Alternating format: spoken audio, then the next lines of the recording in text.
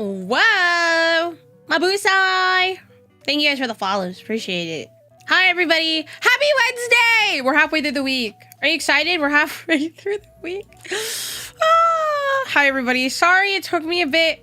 So here's the problem. I was trying to open OBS, and it was open in my task manager, but it wasn't open on my desktop. So I had to restart my PC 3 times for it to finally open.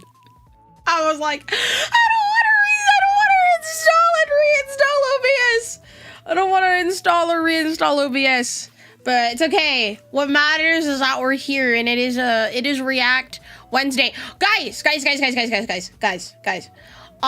If you are in my Discord server, which if you're not, why aren't you in my Discord server?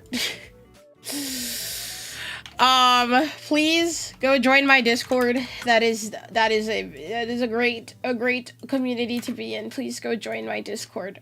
Let me also pin my merch. Actually, before I pin my merch, the biannual Poseidon community survey is out. The last time I did a community survey was like 6 months ago, which is a perfect time for me to put out another community survey. So that is basically your time to give me constructive. Keyword is constructive here. Feedback, so me and my team can meet to kind of see what the community wants, what's possible, and all of that. So it'll have questions like, what do you enjoy about my streams? What streams do you not enjoy? What are you watch streams? YouTube video questions, stuff, and like that. So please, if you have a few minutes to spare, please fill it out. Please fill it out. I'm gonna post it in the chat right now. Please go and fill it out. It's a great way for me to kind of make sure, kind of hear the feedback from the community. Also for me to know where you came from, so that way we can kind of try to target those platforms. Thank you for the follow. But yeah, if you have the time to spare, please fill it out. Other than that, also, I need to pin it. Hold up. Let me go find it. If you haven't done so yet, go check out my merch. There's only a little bit of time left before it is gone. So go check out my birthday merch. That is also up. But yeah, sorry for the whole shilling spiel. It's kind of very important for me. But yeah, I hope everybody is having a wonderful Wednesday. It is React Day. Before anybody says anything, I did pick out the videos for today. We're going to be watching 2 MNJTV videos, and then we're going to watch an MTG cheater video, and then we're going to watch casual... Is it Casual Geographic? Greetings, yeah, we're going to do Casual Geographic. Sorry. I have like my browser open and it's like playing all the videos at the same time. I don't know if you guys can hear it. But yeah. But as per usual, we have about an hour-ish of yapping. So, yeah. What should we yap about? What should we yap about? I guess I could just lead with, I appreciate everybody who came in during yesterday's stream. I know a lot of you were really frustrated with me learning MTG Arena. Are you neurodivergent? First of all, do I come off as neurodivergent? And may I ask why you're asking this question? Video speed run, let's go. Oh my goodness. But, should we answer honestly? I would love if you should answer honestly. I mean, I make it pretty open that I have ADHD. My brain kind of just goes all over the place. It goes all over the place. But, yeah, I can see ADHD and autism. Well, I'll tell you something. I'm not autistic. But I have ADHD. I do have diagnosed ADHD. But yesterday's stream, I know some of you were frustrated, and I'm gonna be honest with you guys. Gasp. Everybody's surprised. No one in this room is surprised. I probably won't be playing MTG Arena anytime soon again. I actually honestly, like, now that I sat with it, I don't think I enjoyed the MTG Arena experience. I don't know if I enjoyed it really much.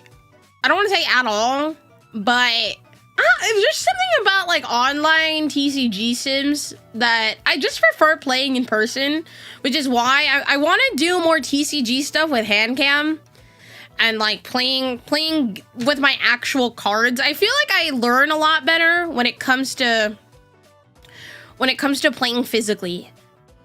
I saw that the Migu Secret Lair Commander is coming out, so yeah, it's gonna be out next Monday. I will be ordering.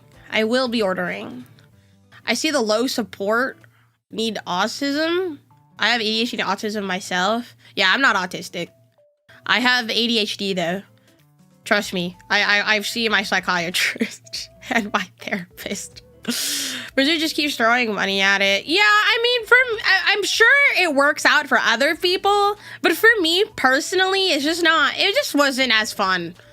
Maybe because whatchamacallit, I just maybe don't enjoy that format. And I know people were saying, why don't you try out Brawl on MTG Arena? But I'm also just like, I don't have a lot of cards on there, and I would need to play like other formats to get like the other cards. So I don't know. We'll see. But like after sitting with it for about like a day or so, I was like, I don't know if I'll revisit it anytime soon. If I were to do anything like MTG, it would probably be Commander only. Yeah, Commander over Arena. Commander over Arena 100%. Also, I didn't say this, but Earth3, thank you so much for the Prime sub during the starting soon.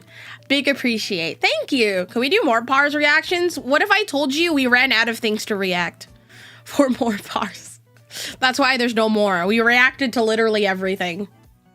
Why pay money for fake cards when you already have so many real cards? Wait, what? Oh, that's what you mean. Why pay money for fake cards? True. Like I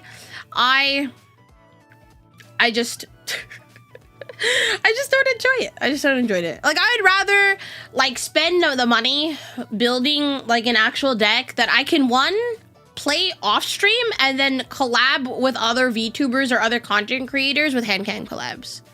Complicated card system. Yeah, I'm not a big fan.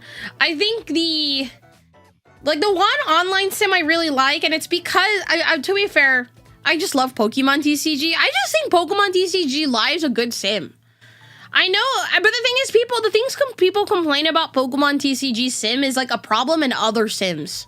So like, I don't really understand the massive amount of, hey, what if we told you he uploaded some shorts? I would rather wait for him to upload a massive batch of shorts. We should find some random videos. I already picked out, guys, I say this in every stream, and I know there's like new people in here. Please don't ask me to react to things in my chat. There's an appropriate place to put them, and it's in my Discord server, so please put it there.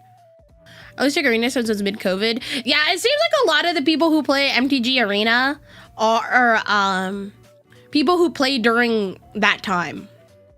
But yeah, I think I'd rather spend money on building like a real deck that I could play physically, both on and off stream. I think that for me just feels a little better. So yeah, I will say I did organize a VTuber Commander collab. I don't know when we're all meeting, but it is in the works of being organized. I found 3 wonderful VTubers to collab with, so yeah. We're just now just like finding a time to do stuff. So hopefully some of our times line up. But yeah, I also thank you guys for putting in the survey. For those who don't know, I did put out a community survey. It's pinned, I believe, in our chat. Or did I pin the wrong one? I don't think I pinned the right one. But I am doing my biannual Poseidon community survey. That is the best way for you guys to give me constructive feedback about my stream. So please fill it out. I'm gonna find it. Hold up. I'm gonna keep sharing it because it's actually really, really important to me. I really take this feedback to heart when it comes to like content stuff. But yeah, I did a lot today. I uploaded a video on my YouTube channel. I uploaded the Slowking Pokemon TCG highlight video. So if you're on my YouTube channel, please go check it out. I'm gonna be spamming a bunch of links in my chat, guys. I'm so sorry. Today was just the day that everything, a ton of stuff got done. So check out my newest YouTube video. Pokemon TCG highlights. Yay. Okay. Spamming chat. Isn't there a rule against that? Well, I am the streamer, thus I get to break my own rules. I get to break my own rules. If I'm the one making the rules, I should be allowed to break them every now and then. I don't even think chatters can even put links in my own chat. I think I have it so that if someone were to put a link in my chat, it just completely censors it and it doesn't go through. But I think the only people that are allowed to put in links are mods and me. I'm the only one. We're the only ones who are allowed to put links. But yeah, go check out my newest YouTube video. This is a dictatorship, not a democracy. Listen, okay, rules are there for a reason. Rules are there for a reason. Like, if imagine I had chatters allowed to put in links. Do you know how many like bots would be in my chat probably shilling a crypto link? Like, I don't want that. It's happened to other people. I don't want that in my chat. But I should be allowed to put in my own links. So, yeah. I'm trying to get my main channel back. I remember for a while, I think I was uploading twice a week on my main channel. And then we ended up I stopped doing that for a little bit. So I'm gonna try to come back to uploading regularly on my main channel. It's just I don't even know what I want to upload. Like I don't even know what to upload. Because I have my second channel where it's like we're uploading almost daily. I say almost because we missed a few days in the last like week or so. Please forgive. Off-Kai and all the traveling really messed up my my scheduling. But I really love doing content on YouTube, and I really love like uploading and stuff like that. So I'm hoping that per claps maybe we could start doing that again. Back in my day, bots posted gay smut links. Now they're all crypto shills, losing the ancient text. Fair and real. Fair and real. Yeah, no. There's a lot. Twitch, we got to put a lot of moderation on Twitch. Because if you don't, more than likely, bad things will happen. Bad things will happen. So, yeah. But I'm excited. I'm hoping, I think, okay, so a lot, I was like kind of looking over the responses for the community survey, and it seems like people are like, get better internet. So here's the thing. I upgraded my internet like 2 months ago, and it was going fine until like the heat. So the summers in Atlantis are really hot, and believe it or not, it actually affects the internet because utility lines overheat, thus there's going to be more outages and more maintenances. And, you know, Spectrum doesn't like telling me when they do these type of things. So just to give you some context, I promise you it's not like my personal internet. It's literally just because the overall internet in Atlantis has been struggling with the heat. Yeah, these utility lines were not built to withstand the heat. And to be fair, we're going through a really, really abnormally hot summer here in Atlantis. It actually just sucks. It's not that, it hasn't been that bad. Not me munching on the spicy internet cables. What do internet cables taste like? Do you think internet cables are made of the same material? You know how Nintendo Switch, what do you call it? Like the Nintendo Switch cartridges, they're like covered in this like nasty coating that makes it so if you were to taste it, it's super bitter. Do you think internet cables are coated in the same thing? What even is that? Like, I don't know what they coat the Nintendo, I said 3DS, the Switch cartridges in. Probably sour. I don't think it'd be sour. I feel like chemicals, more than not, are like bitter. Not that I have consumed very many chemicals, like at all. Please don't consume chemicals. Probably like pennies. Wait, you're so right. Am I the only one that likes the smell of pennies? I like the smell of copper. I don't know. Maybe I'm crazy. I find that smell to be kind of pleasant. It's probably safe acids. Probably. I think that'd be fun. Utility cable testing stream. Cuts a chemical made to taste, but horrible, non-toxic. True.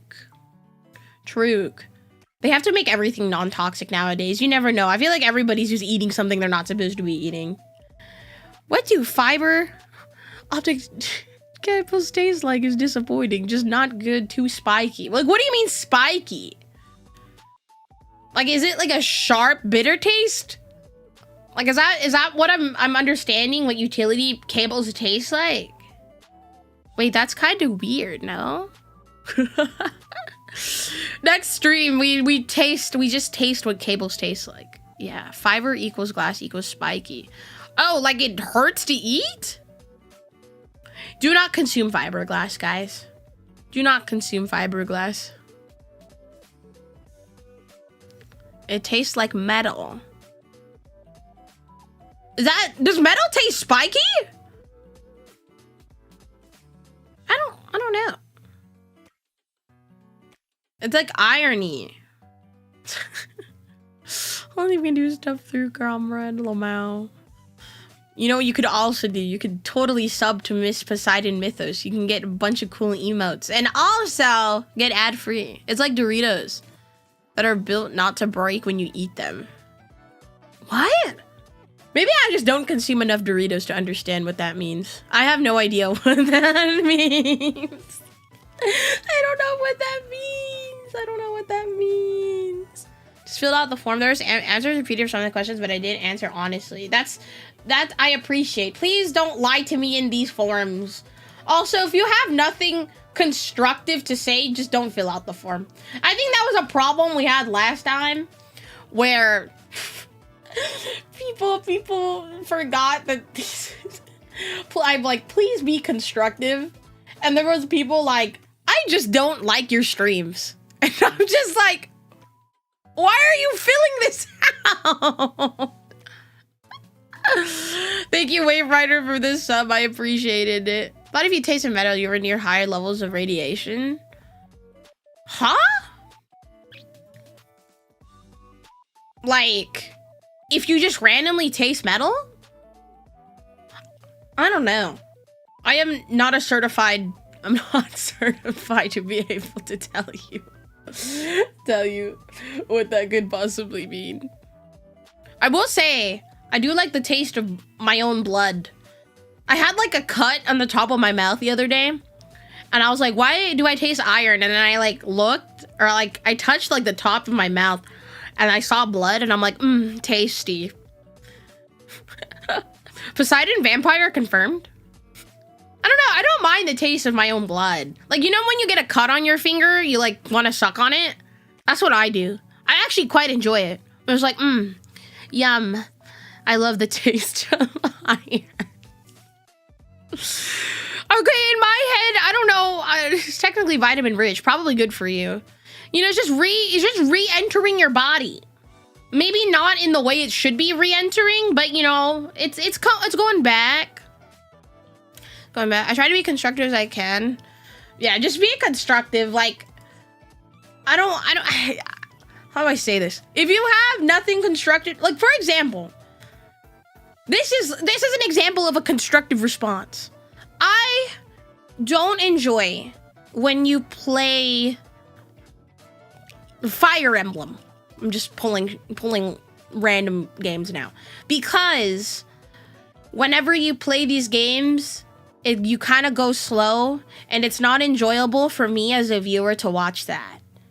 Versus a non-constructive response would be, I fucking hate when you play Fire Emblem. Don't play that shit again. Why don't you lick spoons then? I like licking spoons. I hold spoon, like whenever I keep a spoon in my mouth when I eat. Like, is that weird? Like when I'm eating something like for example, soup, sometimes I just hold the spoon in my mouth. But yeah. Please be constructive with your community responses. It would be great. I was probably not constructive, but oh well. I mean, okay, here's the thing. As long as you were respectful, I say that's constructive.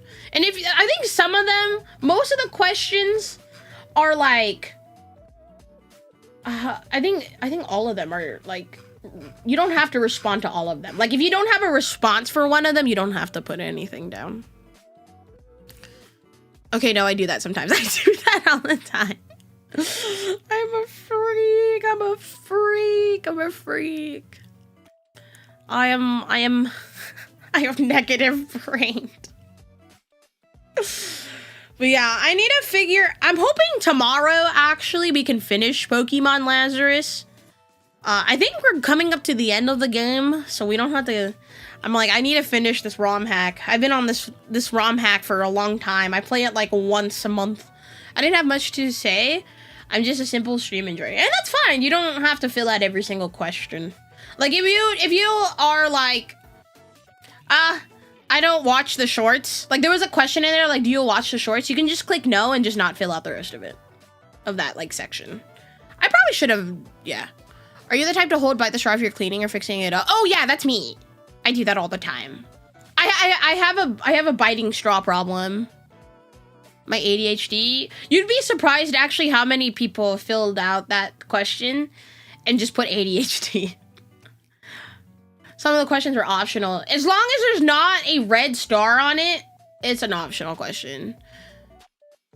Sorry, are we playing the Pokopia DLC? I'm not far enough in the game to do the Pokopia DLC. I'll be honest, I haven't touched Pokopia in a while, and it's because I know if I touch it, that's GG's for me. Like, I can't do anything else. I don't even care if I was just muted and do something else. Yeah. I will say, Twitch, if you mute the stream and click off, it actually doesn't count you as a viewer, if I remember correctly. So, if you are gonna do that, you can put me at 1% volume, and, like, you could barely hear me, like, at all. Like, you can, most of the time, you won't be able to hear me, and it'll still count you as a viewer. But if you have me, like, completely muted, and you're like, it doesn't count. Someone said it doesn't count. Yeah, I was told by a streamer friend that doesn't count. You can mute the tab, but not the stream. Oh, yeah, tab muted, just don't mute the stream. True. Yeah. So they were like, oh, remind your viewers to not do that. I was like, oh, I should. This was a conversation I had with someone like 9 months ago. Best case you do, you have to get on the add-on to have an actual mute tab. I think most browsers have tabs. Question, chat, what browser do you use? I use Opera GX just because I like the features on it. And also, I used to be a Google Chrome user, but Chrome just takes up so much fucking CPU. And at least with like Opera, I like that I can control how much CPU it uses. But then I use Brave for like stream. Chrome, Opera, and Firefox. Brave usually. At the moment, Chrome, because I have no idea, honestly. That's real. I think most people actually use Chrome. I switched over because I just didn't like how much CPUs it was. Yeah. Brave has built-in ad blocking, and we love that. Least AI contaminated browser that runs everything.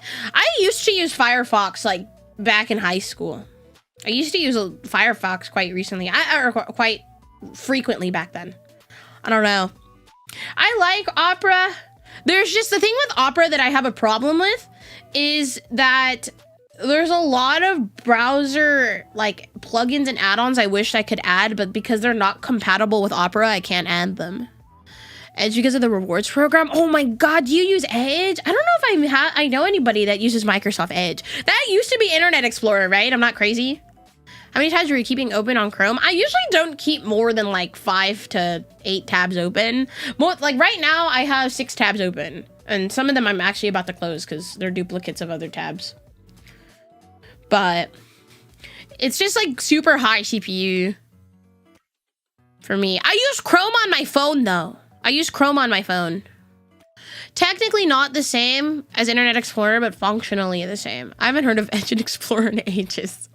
I think most people started off using Internet Explorer. I did, and then, yeah. Edge's Internet Explorer with MS Copilot spying on you. No! Oh no. Oh no. Good old Bing. Was that a search browser? Or is it like an internet browser? Oh my goodness. You remember Yahoo Search? I remember I was using Yahoo Search before I was using Google. Oh, is Yahoo still a thing? Only use Edge on my work laptop. Bing is Google, but Microsoft's version. Ah. I see. Yeah, I used to use Yahoo Search back in the day. I have a Yahoo email. Oh my god! That is so ancient. Holy moly. You know, I can tell someone's age by if I ask them for their email, if it has Hotmail at the end of it. I'm like, oh, you've been on the internet for a while.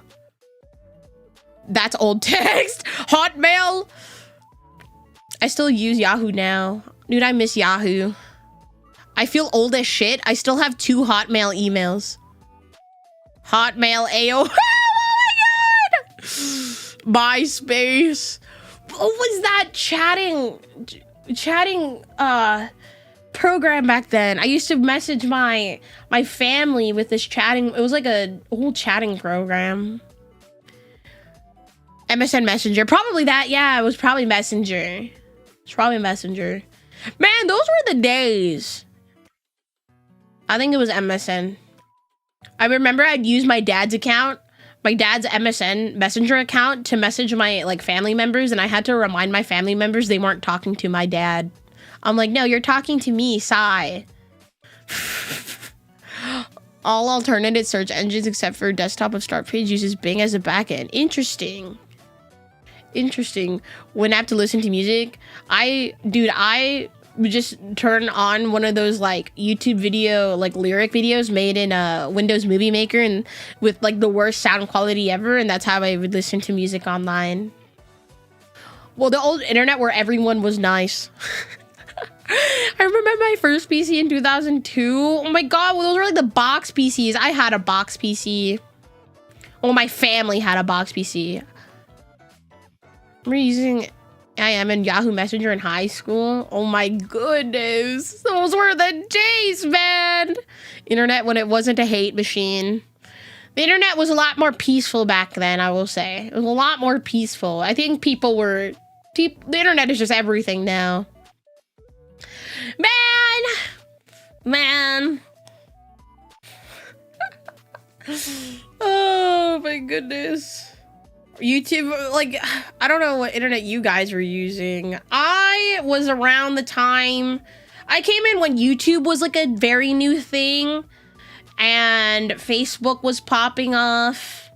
Like, I remember Facebook and YouTube being like the 2 biggest like platforms at the time. I remember upgrading from a 2 to 4 megabyte hard drive that was the size of a cinder block. The hate machine, the old internet was called the chat room. Those got mainstreamed. I still miss my games. Dude, you know what game I miss on the Facebook used to have a lot of, like, you could play games on there. And I even remember I would use my dad's Facebook account to play this game called Hotel City. Does anybody remember Hotel City? Dude, that shit was fucking fire. I loved Hotel City.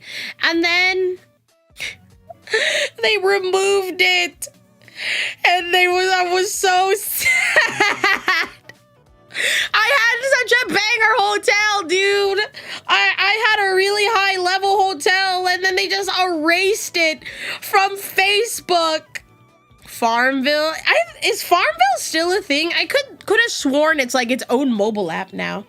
but it's not the same. Words with Friends.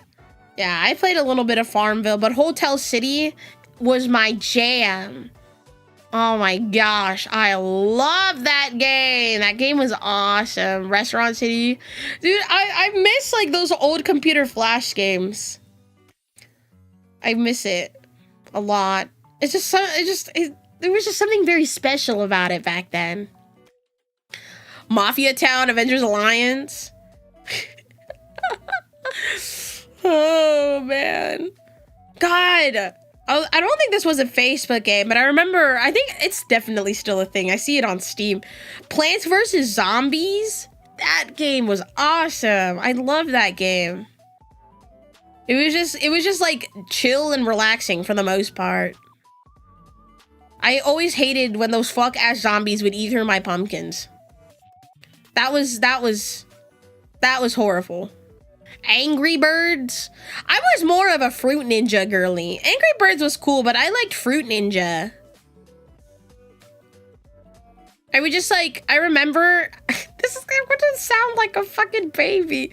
I remember on my iPod Touch, I'd sit in the back of like the school bus with my friends, and we, you know, those weren't allowed on my school or the school bus, so I purposefully sat in the back where the bus driver couldn't see me, and I would just play like games on my iPod Touch. And I played a fuck ton of Fruit Ninja. You know, I dabbled in what is it? Angry Birds. And there was this other game. It was like a rope game with a little guy on it, and like you could cut the rope. Is it cut the rope or some shit? Yeah, cut the rope. There we go. Is it cut the rope? Am I misremembering? I play that all the time. I love that game with Omnom. I hope Omnom's okay. I hope people still remember Omnom. I started high school when Angry Birds came out. Oh, no. I think I was in 5th grade or 4th grade when Angry Birds came out. With the Chibi Gator? Yeah! Those guys were so cool! I feel like now... Where's my water? Oh my gosh! I feel like now, whenever I try to like download games on my phone, there's like 2 million ads. And it'll be like $4.99 a month to destroy the ads. To block all the ads. I'm like, I can't even enjoy games on my phone anymore. You seen the little gator game? The Where's My Water guy? Good afternoon. Hello. Welcome in. I missed this. Temple Run! The Temple Run! Oh, gosh. I remember me and my, like, 5th or 6th grade friends, you know, I had all of them on my, like, friends list or whatever at Temple Run, and I could see, like, their high scores, and I would always try to beat them. That and Subway Surfers! But I think Subway Surfers is still kind of a thing. I think it's still, like, there's still an active Subway Surfers community. I played that so much during track and field. Dude, Temple Run was fire. I love Temple Run. But I think I enjoyed Subway Surfers a little more. I think Subway Surfers was more of a BS game compared to Temple Run. Doodle Jump! Oh my god! I feel old now. I was also super addicted to Subway Surfers when I was a teen. That game had me and my friends arguing. Flappy Bird. Oh, do you remember? I can't remember why Flappy Bird was taken down from the store. I still see like Flappy, if I go to like Round 1 or like an arcade, I still see Flappy Bird as like an arcade machine. Pocket God? Oh, sorry. I don't remember Pocket God. Not me looking up Pocket God now. Pocket God. Nintendo lawsuits, why? Oh yeah, I don't think I played Pocket God back then. I don't remember playing this. The OG creator died. No. Yeah, I still see Fruit Ninja and I still see like Flappy Bird in arcades. What's that other one? I think this was a newer one. It was like like Crossy Road or some shit, where it's like you play as like a chicken, or you can get other guys out and you cross the road and you can like get hit by a car or like drown in a river. Okay, I'm not gonna lie, I have that one installed on my phone. I have that one installed. Not me looking at my I don't have any really games on my phone. I have Crossy Road, Neko Atsume, and Pokemon Go, and that's it. And I don't even open any of them, if I'm being honest. There's also a Disney version of Crossy Road. Anyone remember Clash of Clans? Isn't that game like still really popular today? I remember some dev stream tried to revive Flappy Bird recently. Heard that got issues. Is it Clash of Clans I'm thinking of? The officially Flappy Bird taken down because addictive and maker remorse rumors that Nintendo was preparing to sue weren't never proven. Oh, interesting. Clash of Clans is still alive. Yeah, I'm pretty sure some of my friends still play Clash of Clans, because I'll be like out to dinner with like my group of friends and like 3 of them will have their phone out playing Clash of Clans.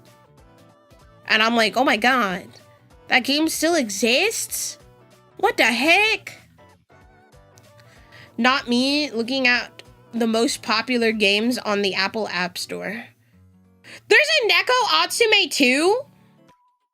All right, let's see. I don't know if maybe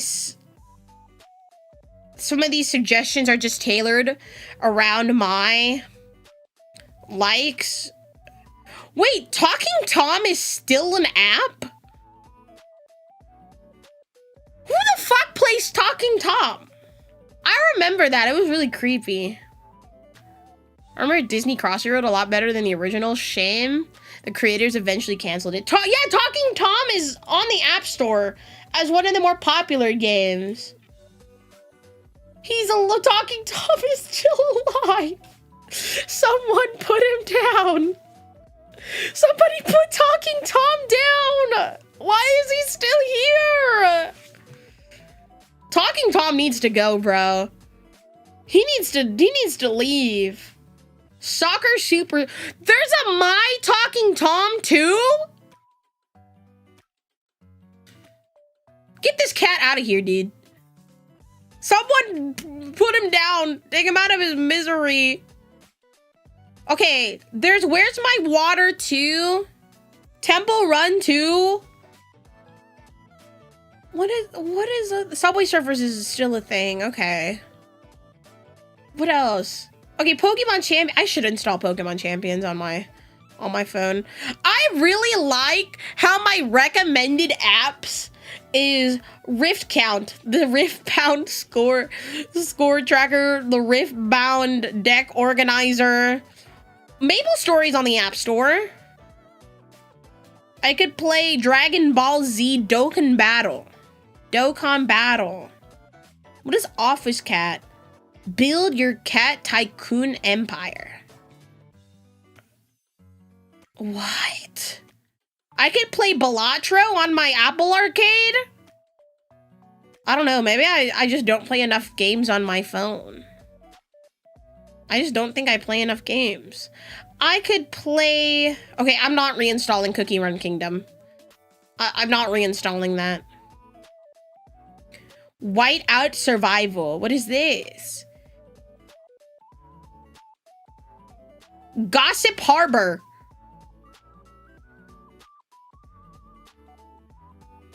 What are all these games? Catfishing 2. Teamfight Tactics. Wait, what is Chikawa Pocket? Wait.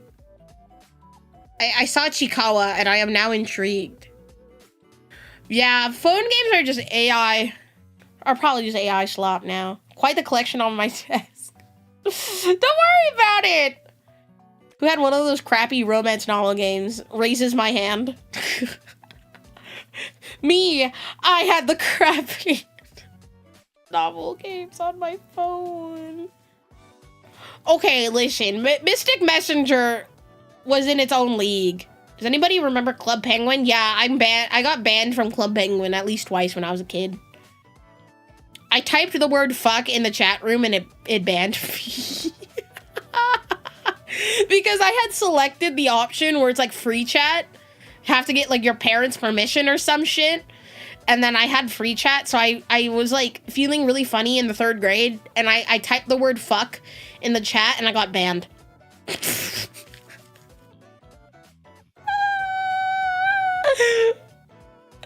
was me. I typed fuck in there. I think I still have a couple of Club Penguin cards. Dude, keep those. One day they'll be worth something. Okay, that makes sense. And then I was like, let me make a new account with my dad's email. And then I said something else in the chat and it banned me. Dude, I miss making pizzas in Club Penguin. Is Club Penguin still... I wasn't playing Club Penguin back in the day. I was playing Fusion Fall and Wizard 101. Those games were awesome. I don't know, does anybody remember Cartoon Network Fusion Fall? Does anybody remember that? I love that game. I remember having so many fond memories. It was like my favorite MMO.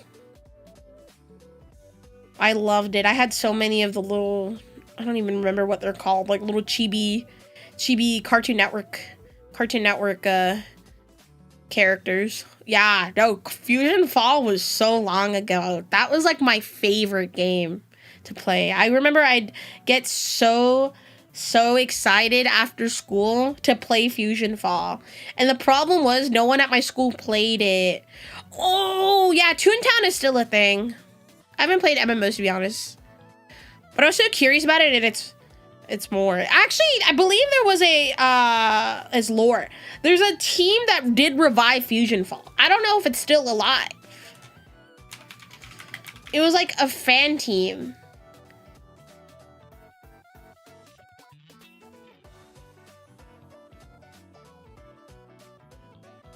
Is it,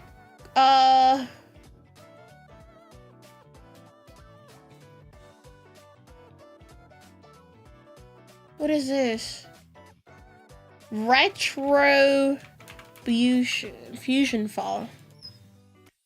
It looks uncanny. Yeah, that, some of the graphics in that game were a little scary. Okay, so there was a new Fusion Fall, I guess, game that the fans made called Fusion Fall Retribution.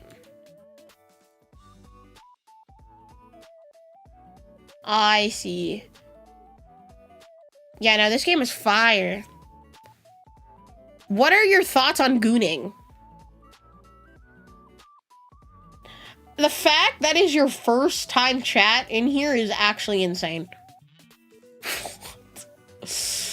That's crazy. Why? First of all, why do you want to know, huh? Why do you want to know my thoughts on gooning? The Adventure Time game could have legitimately been a console game. It was good enough. I haven't played the Adventure Time game. I saw a thing about the game getting 2 revivals and getting it taken down. Probably, that makes sense. Cartoon Network like killed that game a little bit after, like a few years after, and can you imagine how sad I was? I was heartbroken. I need to find more people that were into Fusion Fall back then. Well, you do have a Robin figure. So does me having a Robin figure mean I like to goon? What if I just really like Nico Robin? What if she's just my favorite character and I just love her because she's just so cool? I think there's a fan server for Club Penguin if you want to revisit it. I don't think I should revisit Club Penguin after being banned twice. Nobody let me back into Club Penguin. Yeah, the body pillows merch, my guy. It's not for me. It's merchandise that you should totally buy because I'm so cool. Smiles. I feel like Sai is a serial gooner. You know, I feel like... Okay, first of all, that's wrong. I can't goon every day, guys. You know how tiring that gets? Rinpen Rose streamed the fan server a while ago. The body pillows are for us. We are the gooners. I've acquired a Chibi Makima, so everything not really ready to gooning. If you watch Psy long enough, you'll find out. I'm here on my lunch break as a Miko lover. I take offense to that. And yes, gooning is tiring. There's appropriate time and place for gooning. And 2 p.m. is not the time for gooning. I just really like Nico Robin. I just really like Nico Robin. That doesn't mean I'm a gooner. In fact, I actually feel guilty if I want to goon to, like, Robin after everything that girl's been through. Okay, no more gooning talk. No more gooning talk. Don't judge my scheduled goon talk. Professor Oaks Words Echo. It's not the time or place. Listen, if you like gooning, go check out our Aries and Apollo. They like to goon on the other side. Not me though. I don't goon. I don't goon publicly. I'm not a public gooner.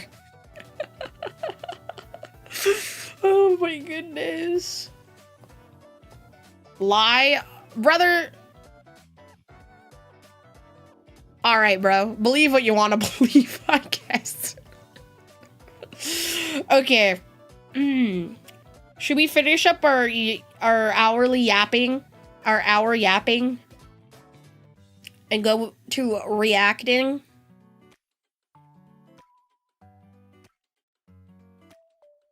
Gooning in private is better anyways. Facts.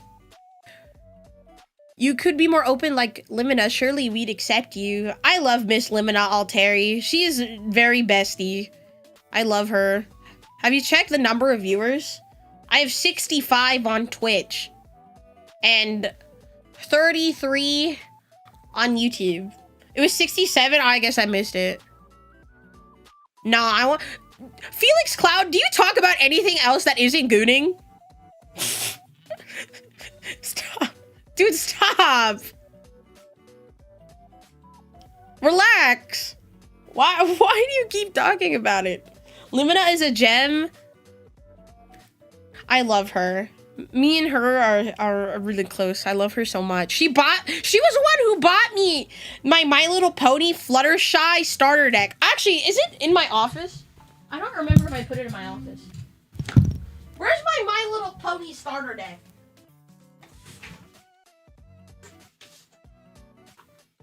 Actually, I don't think it's in my office. I think it's in my bedroom. But I did buy some Limina Alteri fan merch at Offkai, and she will forever live on my mic stand.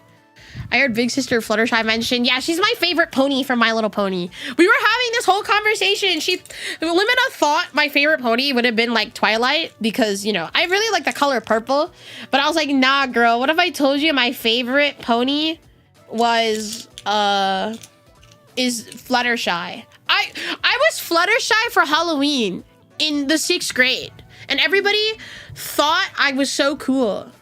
If you're invited to an episode of Limina and Leah's Freak podcast, yeah, I would join. I was actually lurking yesterday in their Frequency podcast. They were both of my wives. Dude, it was so funny at Offkai. So Leah had a gift for me. And I told her, I was like, oh, can you like stop by the Mythos booth? I'm just like hanging out here. And she stopped by. And I actually had no idea. This was my first time meeting Leah, like ever. So I see a girl just pass by. She stops in front of the Mythos booth. And she just looks, she's like dead staring at me. And I don't know how, you know the side eye meme? What was his name? Megamind, right? Megamind. The big forehead blue guy. She was making that face at me, and I was like, yeah, the no bitch's face. And it was funny. Yes. And she gave me a bracelet that said wet on it. And I felt so flattered. I felt so honored. She's so pretty. And you want to know something? We were talking, and she goes, I didn't know Limina was so hot in person.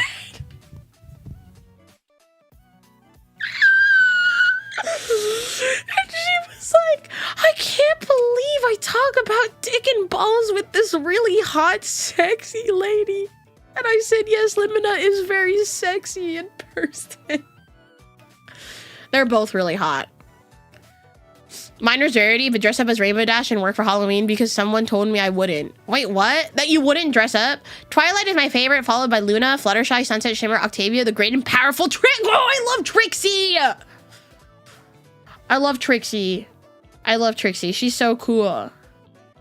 The one time my guy friend gave me a necklace that said jizz on it. Did you take offense to that or do you appreciate it? I think it would depend on the guy friend. I think there are certain guy friends, if they gave that to me, I would not appreciate it. But there are other guy friends I would be like, oh, thank you. Engorged? What is engorged boob? Speaking of boob, somebody please do not send this to her. You guys know Ava from Variance Project? So her and her group debuted like new pajama outfits for their anniversary. And can I just say, Ava has like boob overflow in her outfit, and that just like did something to my brain. The chemicals in my brain just went like ballistic, all right? As it should. Please no one tell her I said that. I'm too shy to talk to her. She comments on my posts every now and then, and I'm like, you're too hot. I'm not deserving. I'm you. You're too hot. If she has her period, apparently her left boob gets bigger. That is true! That happens! I'm actually due for my period in 3-4 days. My boobs hurt when I'm on my period. My boobs hurt and my nipples ache. And it really sucks. And I hate it so much. Saying that I wouldn't do it because I underestimated how stubborn I can be. Dude, you know, so I tell people I run on two things. Caffeine and spite. When somebody tells me I can't do something, I'm gonna go out of my way to prove to them I can't do it. Mommy, sorry. Mommy, sorry. If I see... She do be hot. Get it? Because her last name is Hawthorne. Anyways. I think the Variance Project girls are very awesome. They're so cool. They are so cool. I'm very jealous. They're so cool. I wish I could be as cool as them. Booba is amazing. I think. I agree. You cannot tell me how handsome and intelligent I am. Are you handsome and intelligent? Thank you for the follow. Hello, Poseidon, everyone. I hope you're feeling better because you said you popped something before. I popped my hip last week. Like a hag. I'm like, I should not be popping my hip in my mid-20s, guys. I should not be popping my hip in my mid-20s. Like, what do you mean I wake up, get out of bed, pop my hip? I think I said this on stream, but like, I Googled it. I'm like, is it normal for people my age to pop hips? And apparently it was. I'm a 6 in human form. The issues with VTubing, you become old faster. You kind of do. I feel like, because I'm going in my 3rd year. And my 3rd year anniversary is coming up in like 4 months. And I'm sitting here like, how the fuck did, 3 years. How the fuck did 3 years just fly by? How did I get here? What is going on? Time is not real. Thank you for the follow. I just got done building a commander deck and saw the stream. Ooh, what did you build? Chat aged her 10 years and 3. No, for real. How the hell did that happen? Is this all from the sitting? I have no clue. I have no goddamn clue with the hag curse. I just feel like it just doesn't make any sense. Doesn't make any sense. But I feel like I accomplished quite a bit in 3 years. So I'm very happy to say that I have accomplished something. 2020 feels like it was last year and 20 years ago. It does. 3rd anniversary subathon. The next subathon I'm probably gonna do is gonna be my anniversary. I'm not gonna I might make it just like a Sci-a-thon where like subs, bits, and donations count. I'm just leaving out my Riftbound deck. Dude, Scara was telling me to play Vex. I should go play Vex. I need to borrow him, or bother him about it again. Please give me a Vex list, please and thank you. I need to bother him. You got here because you're awesome. I got here because I worked hard. At least that's like what I tell myself. You did so much amazing. I'm glad you followed you about a year ago. Thank you. I hope the shipwreck community continues to grow and continues to prosper. Very happy. Oh my god, you know, okay, it was so funny. So like this morning the MNJ TV React upload like went up. Cool, right? And I was like, you know, I do check the comments. I don't respond to comments, but like I do check them. I do read them. I do take them to heart. But there was someone in the comments, and like I noticed this name a little bit. Like this guy like comments on my videos every now and then. And then he commented, let me read the comment. Let me go find it. I loved hearing you explain why Monkey Dory is high on the list. As I was editing this, I was also confused why Monkey Dory was so high, but neither Mikey or I are very familiar with the TCG, so that's good to know. And I like read it again, and I was like, as I was editing this, and he said, but neither Mikey or I are very familiar with the TCG. So in my head, I'm like, wait a minute. So I went on the original. This is the guy who edited Mikey's video. And he comments on my videos. And I'm like, oh my god. His editors are watching my reactions. Oh no. It was a Key Loker. Yeah, he does video editing. And I'm like, wait, that's kind of sick. I'm like, oh, I thought it was cool that his editor, and the thing is, this person, because I could see people's comment history. He's commented on a few other of my videos. So like, I guess he's a shipwreck. He's a certified shipwreck now. That's really cool. That's awesome. You made it big. I don't know about that. I'm still Babu. I'm still a Babu streamer. And I like being Babu streamer. I have been perceived now. But that's okay. Like I said, and I mentioned it yesterday, me and Mikey aren't mutuals. And, you know, I would love the opportunity to do something with him because I'm a big fan and I really enjoy his content. But, you know, please be respectful to his community, guys. Please be respectful to his community about me. There have been other shipwrecks. I know they were doing it with very positive intention, but they were posting some Psy memes on his subreddit, and there were people not happy about it. And I'm just like, guys, please be respectful in these spaces. You guys represent me in other communities. Please don't. I don't want people to know me as the girl who's annoying. I think that's cool though. His editor has perceived me, and I big appreciate that. Yeah. Should we not the subreddit? Yeah, people were being. I mean, I get it. They were trying to spread the word of Psy. They were trying to like promote me on MNJ TV's Reddit, but like, if it's not a welcome thing over there, please don't do it. Please don't. Please don't do it, because I just don't want it like coming back to me where, oh, her fans are quite annoying, and I don't want it to be that way. You are not annoying, you're amazing. Thank you. I appreciate it. Yeah. Anywho, give me 1 second. I don't see you reacting to it. Why is that? The MNJ TV Reddit? I feel like the MNJ TV Reddit is for him to react to, not for me. I've toyed with the idea of making a Poseidon like subreddit where people can drop memes in there. I'm just a little scared, if I'm being honest. I'm a little scared to do that. I'm a little freaked. I'm a little bit scared. Sai is lovely, thank you. But yeah, please be respectful and other, and I don't want to say this is just like about Mikey space, but just in general, be respectful in other people's spaces. I don't want the shipwreck community to be known as like a bad community. And most of you guys are actually pretty good.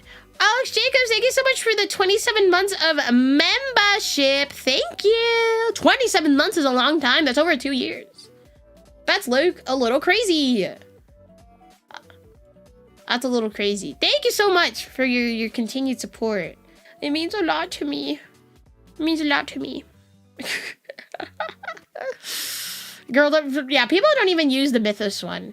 And to be fair, I think people don't use it because I think a lot of people don't actually know the Mythos subreddit exists. Like, it was used a little bit during, like, the beginning of Mythos, but then it died. Hi, Gazer. Gazer, I need to make you VIP. I keep forgetting to do that. Don't make me take it away from you. Yeah, there is a Mythos subreddit, but nobody used it. It was used quite a bit in the beginning. It was used a bit in the beginning. I don't even know. There was like a fan one that was made, and then management asked them to like take it down or something.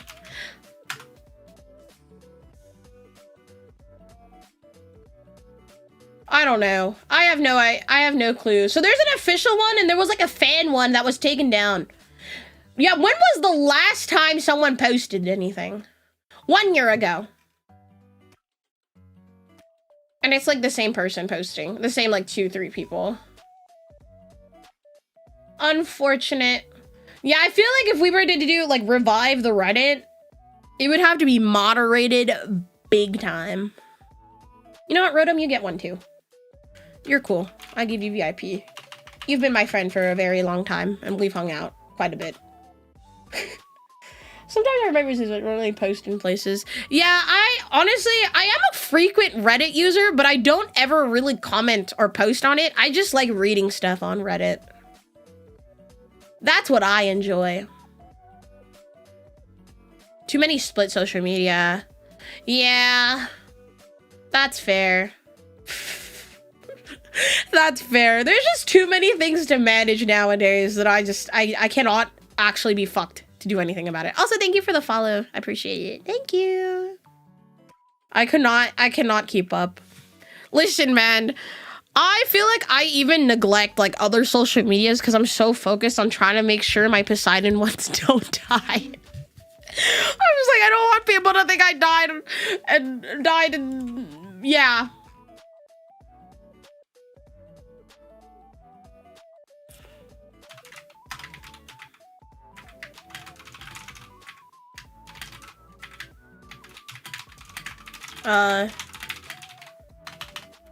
Sorry, 1 second. Trey, I'm answering you right now. Actually, the thing you messaged me is very important.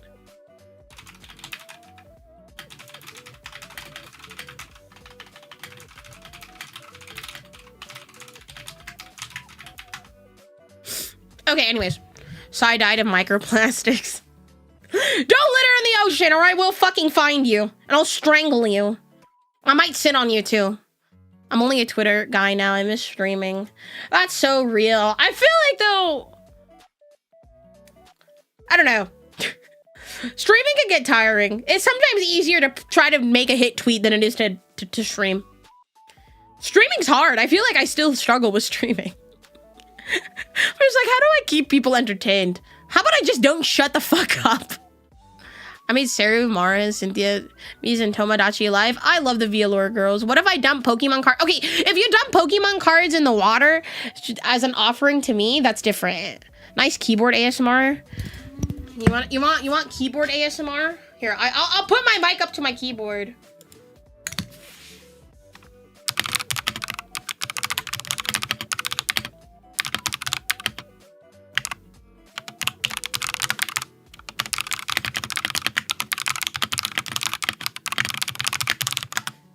You like my keyboard ASMR? I actually need to get, I really want to get a new keyboard. I've had this keyboard now for like 4 years. I've had this keyboard for a long time. Either that or I should like change the switches on it.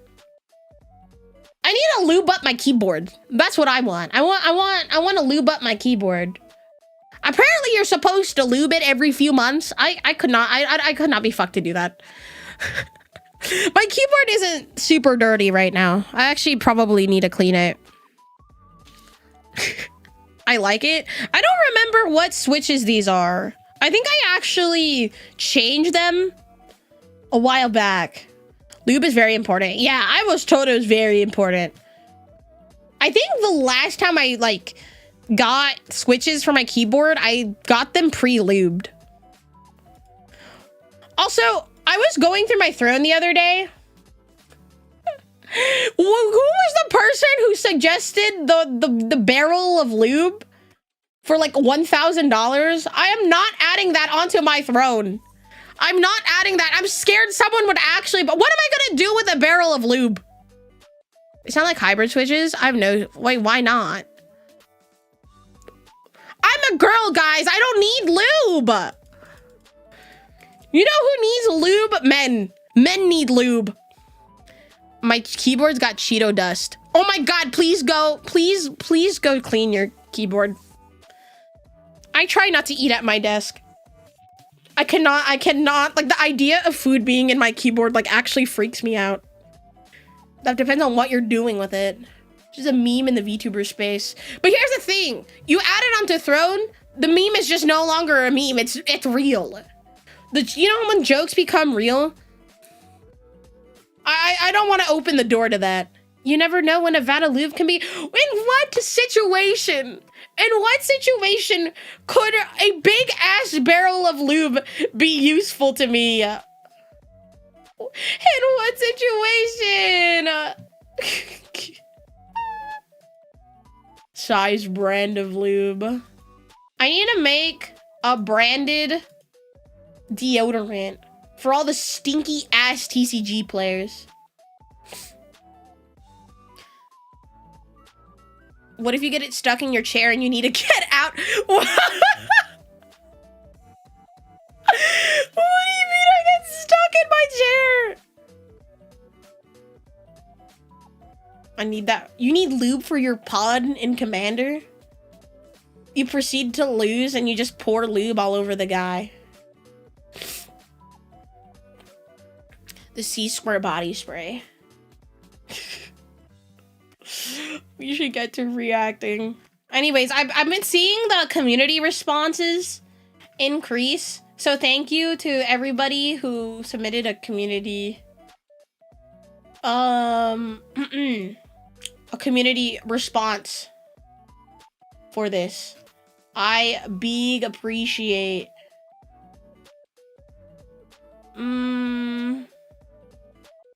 You gonna get the Miku Commander deck? Yeah, someone bought it for me on my throne yesterday.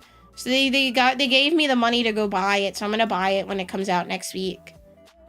I don't know if I'm too new here. I don't know if my feedback would be useful.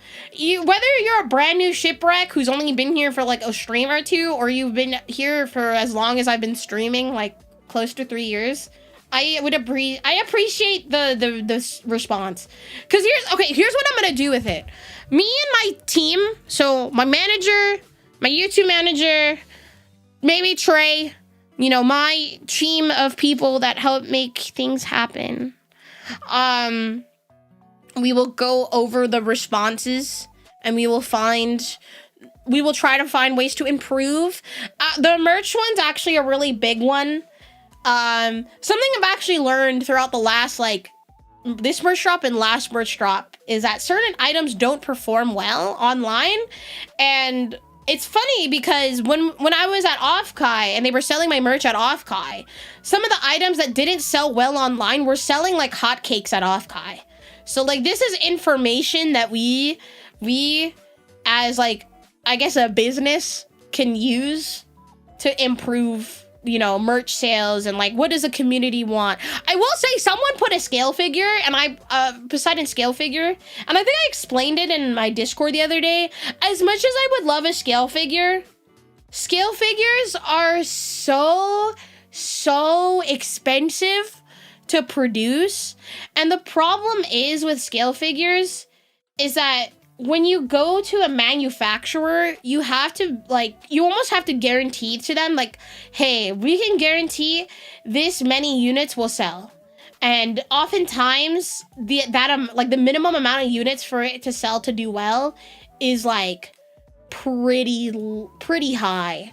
So I don't think, unless for any reason I blow up in, like, the next, like, year or so, that I will ever have a scale figure. As, like, sucky as that sounds, but they're very expensive to produce and manufacture. So it's really hard for me to pitch myself to, like, figure companies at this moment in time to, like, convince them to manufacture figures. Pretty sure it has to sell at least a few hundreds and not thousands. Yeah. Like, I could probably guarantee 50 sales. I can't guarantee 200. So it's really hard for me to look at, talk with a manufacturer and be like, hey, give me a scale figure. Because those things take so much time to make, and, like, so much time or so much money to make too. So, yeah. Regarding certain merch selling better in person than online, I think you experience your TCG specific merch in an actual tournament booth. Were that feasible in person without doxing yourself? A Mythos staff member would probably have to do that. I know at Dark Side Games, they had sold my merch in store and it sold out. So, I think in TCG specific spaces, it'll sell fine. But yeah, I mean, I know Dark Side Games had my merch in store for a little bit, and it sold out pretty quick. People were going in there to buy it. And I was during Las Vegas Regionals, I actually signed the last few pieces of merch, and if I'm remembering correctly, they sold that weekend. So, yeah. Yeah. I would have to talk to stores and find ways to, I guess, sell my TCG merch. But I am trying to I don't want to say I'm staying away from TCG merch, but I do want to branch out because I know a lot of my community is also non-TCG players.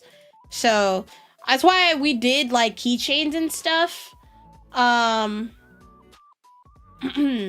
With, like, keychains and stuff, I want to do that. I want to do more of that. And I know apparel has been something that keeps getting mentioned when it comes to merch. I have an idea for, like, Poseidon apparel, but then again, I'm like, how many people would want Poseidon apparel? Can we get baking mitts? Wait, that'd be kind of cute, baking mitts. I won't be releasing merch for a while. That's kind of a lie. That's a little bit of a lie. The plushie's almost done, guys. I'm not gonna lie. Yesterday, or was it the other day, I got a mysterious package in the mail, and I'm like, I don't remember ordering anything. I looked at it, and I was like, that's weird. I don't know who this is. And I opened the box. It was my sample plushie. So, and I really am happy with it. So the plushie might be out in the next month or two. We'll see. I kind of want to wait a little bit for people for the con season to be over. Either that or I ask them to postpone it until my anniversary. I would wear safer work apparel. So my idea for Poseidon apparel, I wanted something that wasn't outwardly Poseidon, but still enough. Does that make sense? Something that's, like, a little, not, like, super anime forward, if that makes sense. Like, something I think most people would be okay wearing. Swimwear would be on brand, true. Poseidon swimwear. I wanted something, like, I wanted something a little more low-key versus, like, just me straight on a shirt. I think Poseidon motifs would be cool in it. Like my trident and the coral and all like that. Logo on the back or shoulder. Yeah. My own sourdough starter merch. That'd be funny. That'd be funny. I think baking merch would be appropriate for, like, if I were to do, like, a baking outfit, but that's not in the foreseeable future, like, at all. That's not in the foreseeable future.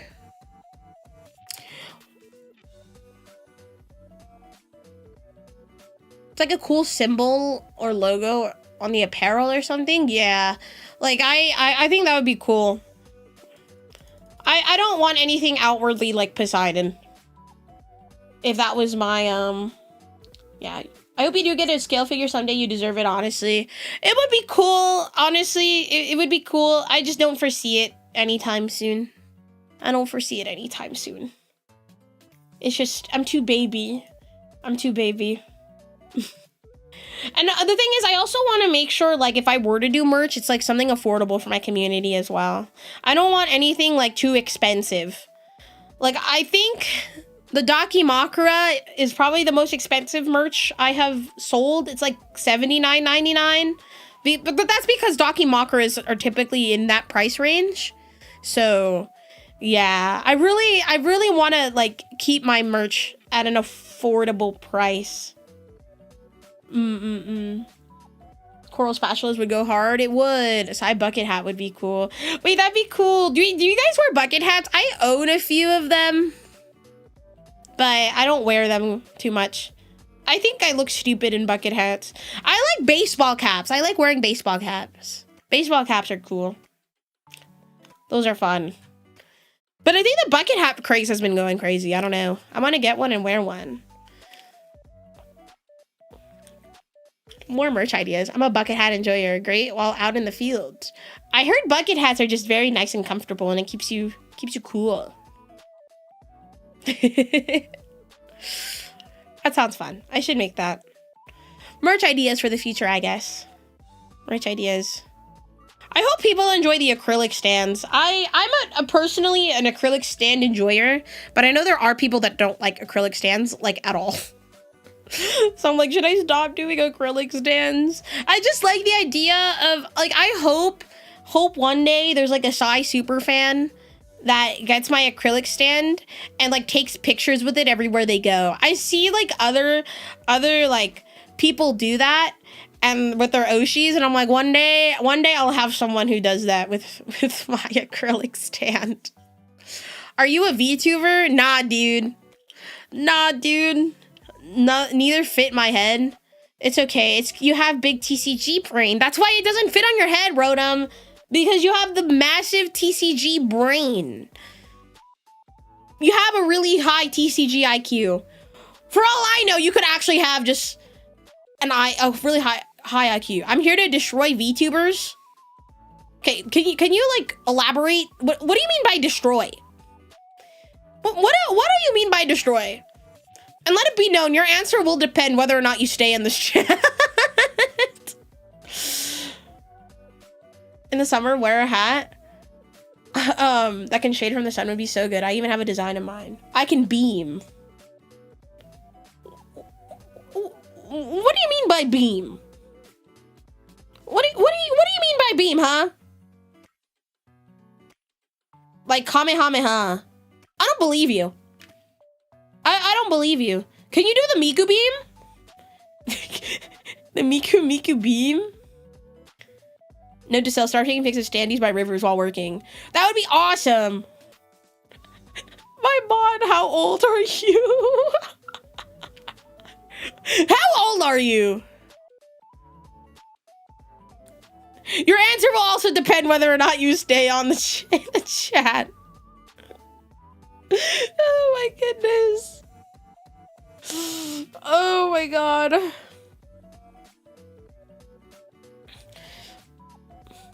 I don't know. Coming into my chat saying you're gonna destroy me does alert my mods. They are all on standby. They have guns pointed to your head. Oh my goodness. Guys, I need to pee. It's piss girl time. I will be right back. Please behave while I go piss girl, and then we'll react when I get back, okay? I had a little too much water. The silence beam. Everyone instantly went on guard. It's piss Poseidon time. Behave while I'm gone, or else you get the fork. This time, fork with the bow. You get the fork with the bow this time. Okay, I will be right back.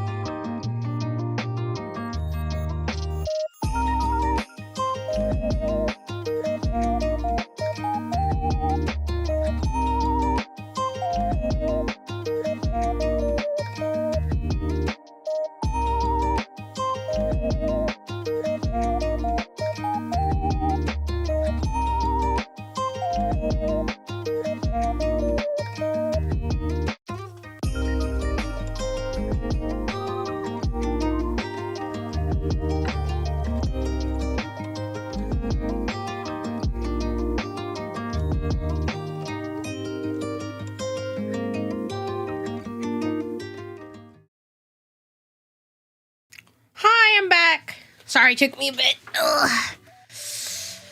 Hello. What happened while I was gone? Did someone explode? My clothes are gayer than me. Membership at 67.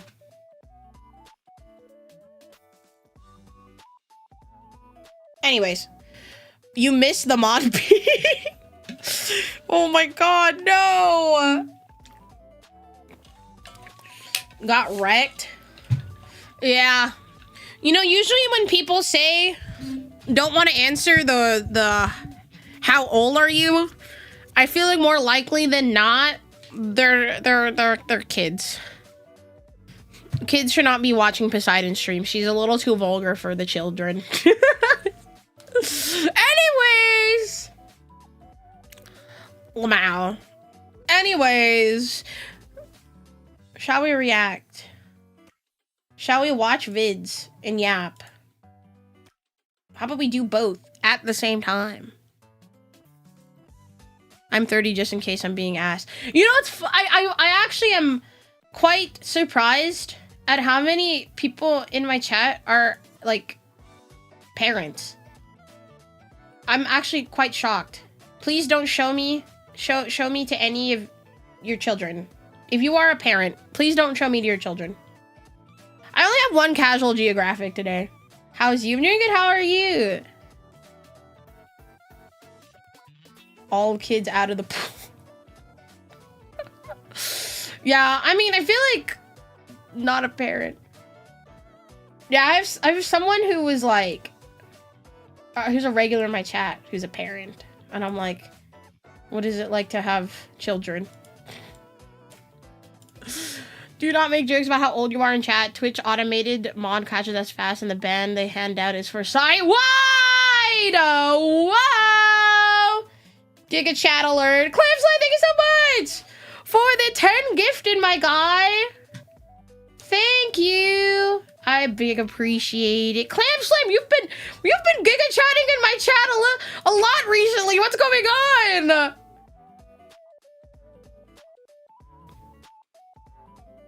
What is happening? Thank you so much. That's so nice of you. I'm 76. That's actually kind of awesome. Clad Slam Chad. We love Clam Slam Chad. We love Mr. Clam Slam. On topic, when I came in, I'm almost 36 and I have an 11-year-old kid. That is awesome. I wish you luck. I wish you luck. After 11, I'm sure it gets harder. Is it the most beautiful sea goddess? Not that I know of any other sweats. Hi, welcome in. Welcome in. Welcome in. All right. Guys. It's okay. I believe most of you are of age.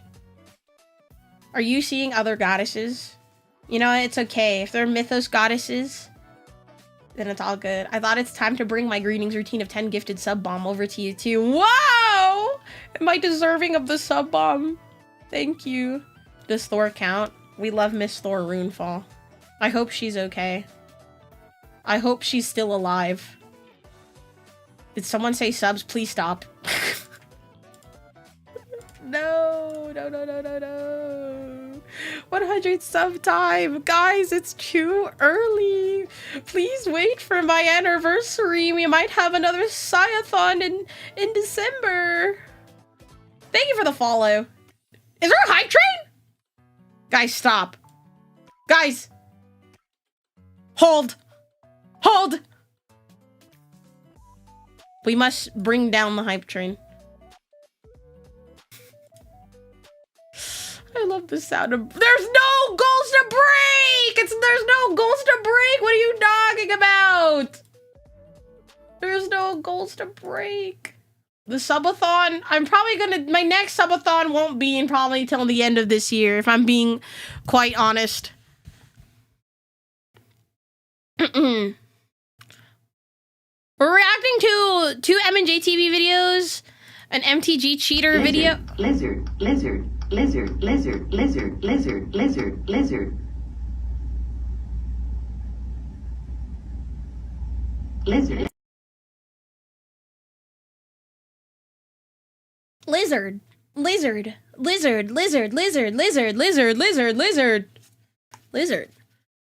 Yeah, I probably won't beat till the end of the year.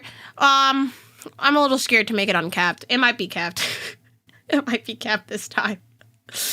Poseidon can no longer. It's actually gonna probably be a Sciathon. So it's gonna, you could give subs or donate or...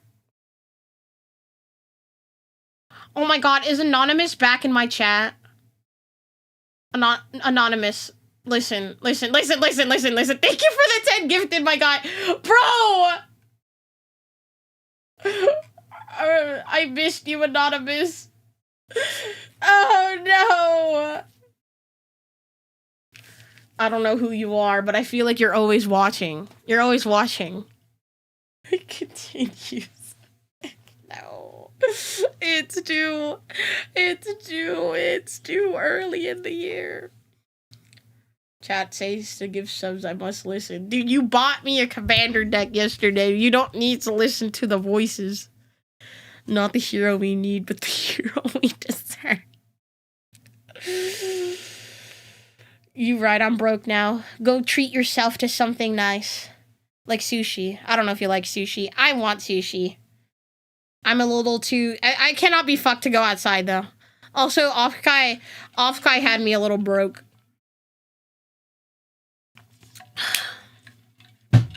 I love sushi so much. You give me, like, just a whole raw salmon, I bet you I'd kill it in like maybe 2 days. I would, if there's a way I would like to go out, it would be from mercury poisoning. From eating all of the salmon. Sushi's nice. Sushi is delicious. I can eat, that's my favorite. I like salmon, and I really like squid and scallop. Those are maybe my top 3.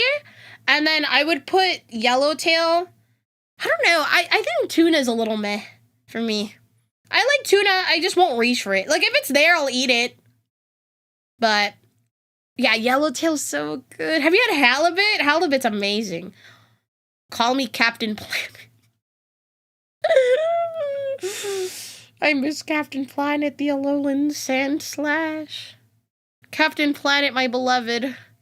Tuna can be 50-50 depending on the place. Yeah, I like fatty tuna. I prefer the fatty tuna because I feel like that's more flavorful than like regular tuna. I like my salmon buttery. I just bought a home hot pot setup. That's awesome. Someone on Throne bought me that like the very beginning of Poseidon, and I have hosted a few hot pot nights. I'm not gonna lie, it's pretty fire. I love it. It needs that umami. True. Buttery salmon, my beloved. I could eat salmon. It's getting us all sushi. Whoa! When did I ever say that? Now I want salmon onigiri. Oh, that sounds so good. I want poke. I've been wanting poke pretty bad. Like poke bowls? Like a spicy salmon poke bowl sounds fire. But here in Atlantis, it's like $30 for poke. So I'm like, oh, that's a treat myself type of meal. I that's not a regular occurrence. Yeah, it's pretty expensive in Atlantis to get nice poke. Good poke. Poke I trust. Every day it's a struggle not to give in and get sushi since there's a place near my work. I am so sorry. I wish you luck in your fight. For a decent one here. Oh my god. $8? Yeah. Poke is pretty expensive in Atlantis. Because there's some places that are a little sus. I've seen around. I'm like, I don't like the look of your poke. Your poke doesn't look very fresh.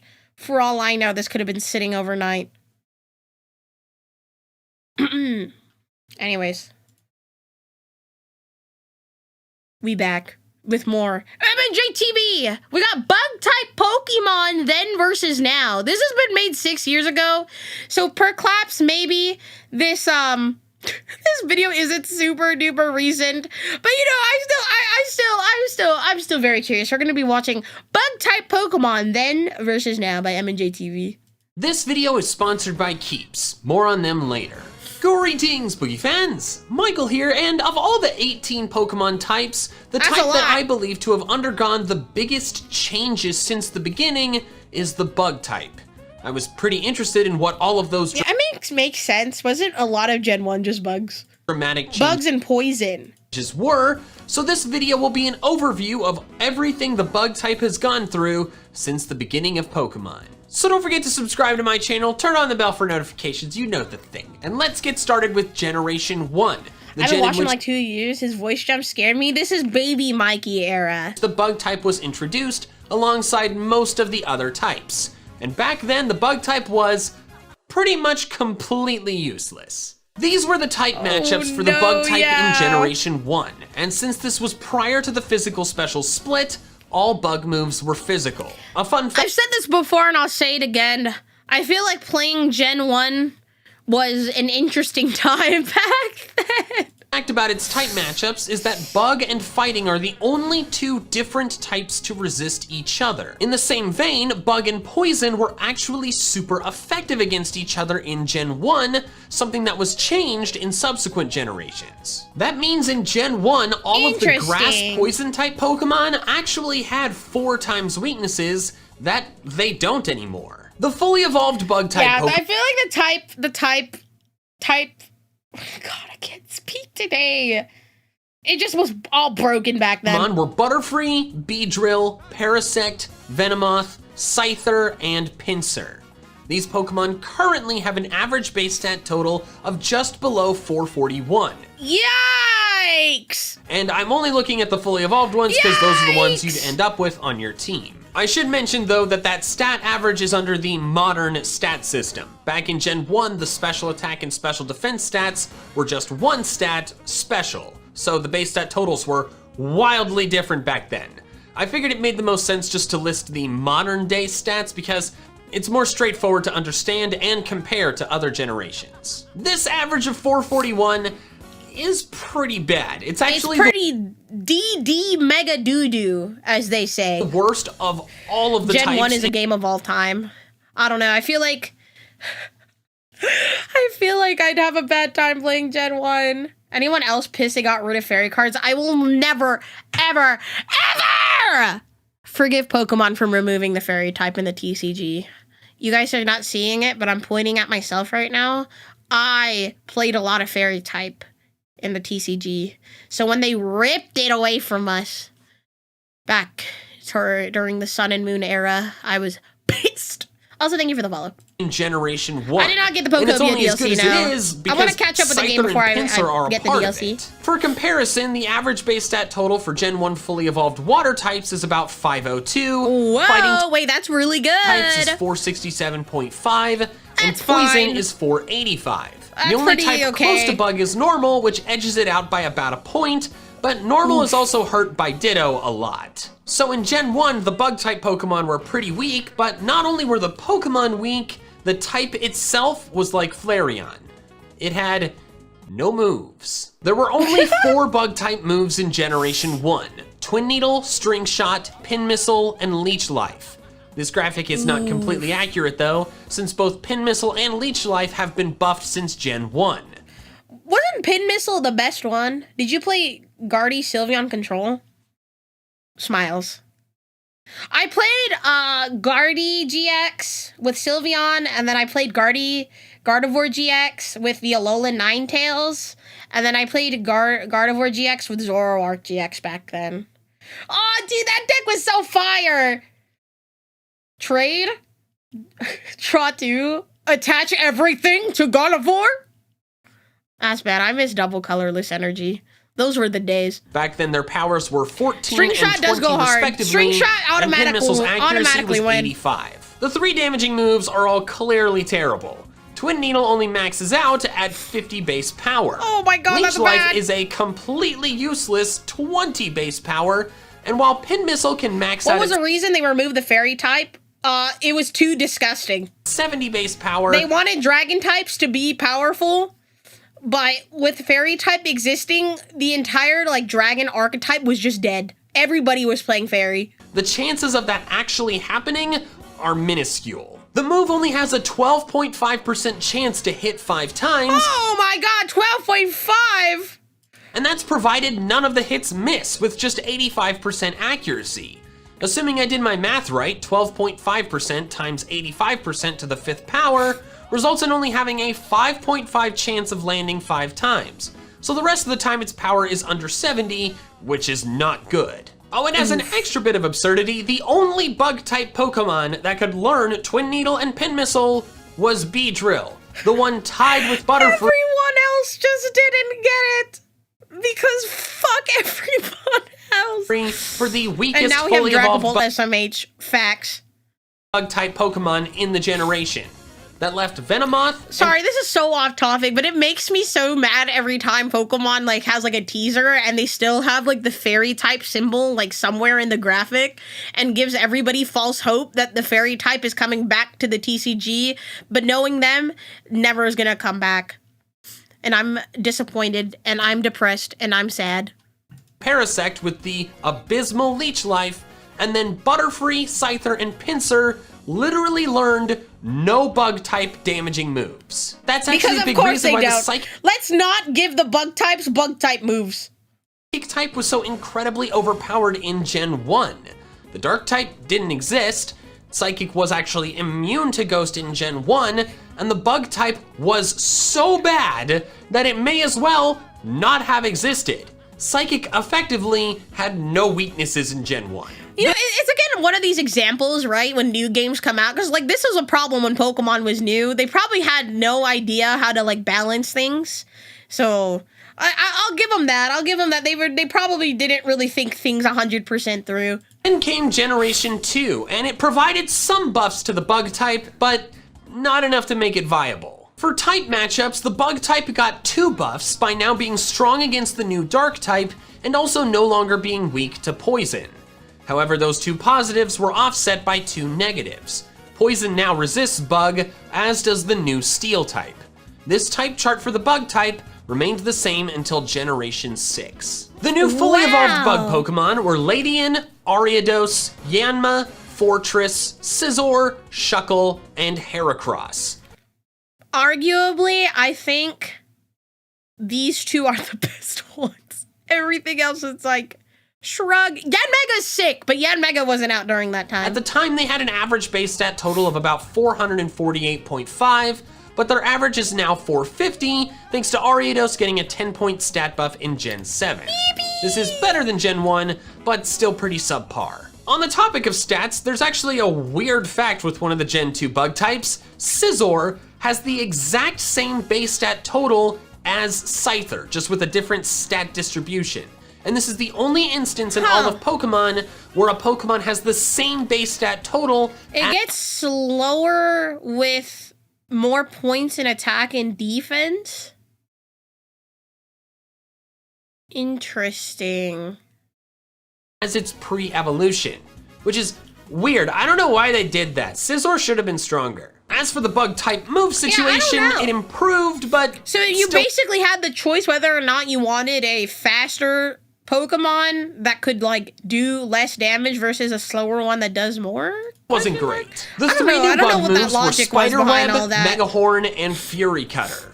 Megahorn was an excellent, powerful move, but the only Pokemon that could learn it was Heracross. Fury Cutter was available on many more Pokemon, but it still wasn't a good move. Back then, its base power started at 10, and it doubled every turn it hit consecutively, maxing out at 160, but you had to hit consecutively. If you were interrupted for any reason, the move went back to being just 10 base power. It wasn't very good. Gen 2 also introduced the first major bug-type specialist, the bug-type gym leader Bugsy. Amusingly, the only bug-type offensive move his Pokemon have is Fury Cutter on Scyther. I'm assuming Bugsy got fucking rolled over. So in short, Generation 2 increased the viability of the bug-type, just not by very much. But then Generation 3 came along, and also did not do very much. Oh, of course not. The new fully evolved bug types were Beautifly, Dustox, Masquerain, Ninjask, Shedinja, Volbeat, Illumise, and Armaldo. Hey, yo. Why Volbeat looking like that? Which at the time had an average base stat total of about 396. Oh, that's But now their average is 410, thanks to stat buffs to Beautifly, Masquerain. It's an improvement, but I don't know, not by much. Volbeat and Illumise. Maybe that's why people don't like Volbeat. People be jealous about Volbeat's gat. But if you think my pronunciation of Illumise is weird and terrible and wrong, I'm like 95% sure that's how they pronounce it in the anime. Yeah, I'm not 100% sure because I watched that episode as a child, but yeah, I think that's what they call it there. Another side note, this time a fun fact, the stat buff that Masquerain received was between Gen 6 and 7, and it was 40 points added to its base stat total. To my knowledge, that is... So it went into special attack and speed. Is the largest base stat total buff a Pokemon has received without getting a new form. Technically, if you talk about the split between special... But did anybody use Masquerain more than with the buff? Special attack and special defense between Gens 1 and 2. Did anybody use Masquerain more? A lot of more? Pokemon saw a larger increase, but I don't really count that because that's kind of a stat system overhaul rather than just one specific Pokemon receiving a sizable buff. However, even after all of the buffs a lot of the Gen 3 fully evolved bug types got in later generations, Gen 3 is still the weakest generation of fully evolved bug types. Crying the other in generations the were helped out by like 500 base stat total Pokemon like Scyther, Pinsir, Heracross, Scizor, and surprisingly Shuckle, which has the highest base stat total of a bug type so far. I hated this motherfucker during the Sun and Moon era. If you played Shuckle GX during the Sun and Moon era, you a bitch. But Gen 3, the best it got was Armaldo, which was 495. To be fair to Gen 3, Shedinja really drives the average down with its gimmick of only having base 1 HP, but even if you remove it from the calculations, the average is still lower than the others, being about 419 pre-buff and 435 after. As for the new bug-type moves, there were 3. Silverwind, Signal Beam, and Tail Glow. Silverwind is a bit underwhelming, being a bug-type version of Ancient Power, and therefore on the weaker side of in the middle. I'll be honest, I've never heard of Silverwind before, so I'm just like, huh? Signal Beam is reasonably solid, and Tail Glow is one of the best boosting moves in the game. But at the time, they were only learned by Volbeat, a terribly weak bug type. Why did Volbeat? They gave Volbeat an ass and that and no one else? Actually, in Gen 3, there was one other Pokemon that could learn Signal Beam, and it was Dugong. Okay. Don't ask me why. The strongest bug move, Megahorn, was expanded to more Pokemon, but sadly, none of them were bug types. Heracross is still the only bug-type Pokemon to learn the move. So Gen 3 didn't introduce any new impressive bug-type Pokemon other than arguably Ninjask and maybe Armaldo, and the moves it added weren't much help either. But then Generation 4 came along and changed the bug-type forever. Let's go! The new fully evolved bug-type Gen 4, my favorite! Everybody knew that. Pokemon were Kricketune, Wormadam, Mothim, Vespiquen, and Yanmega, which together have an average base stat total of about 444. I don't like bugs, but I like Yanmega. This is the best so far prior to any buffs, but certainly not anything impressive. But I'm sorry to these Pokemon, they are not what matter here. Gen 4 changed the bug type not because of the Pokemon it introduced, but because of the moves it introduced. For the first time ever, the bug type had multiple very good bug type moves that were learned by a lot of Pokemon. There were 7 new bug moves introduced. 3 of them are Vespiquen's moves. U-turn, I think, is still used in a lot of TCG, VGC, right? Happy belated birthday, thank you. Which make Vespiquen a lot better, but didn't impact the type as a whole.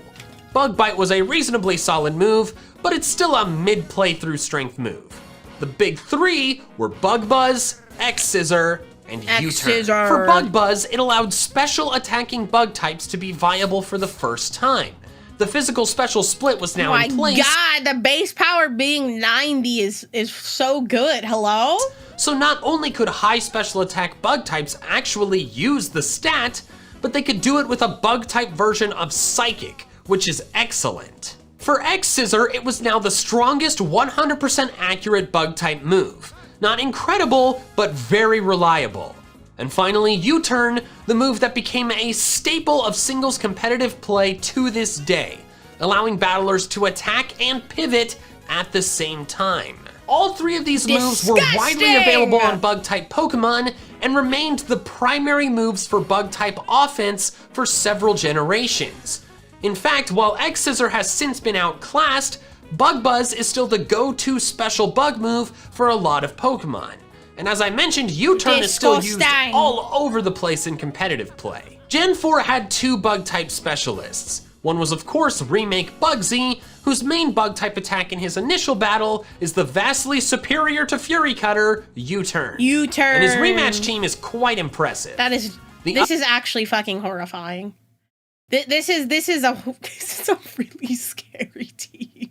Other is the first Bug Elite 4 member, Aaron, whose strongest Pokemon is actually Drapion, which is not a bug type. Although it's very clearly bug-like, evolving from the bug type Scoropie. I think it would have been more appropriate for it to be like bug poison, but you know, I'm not a Pokemon designer.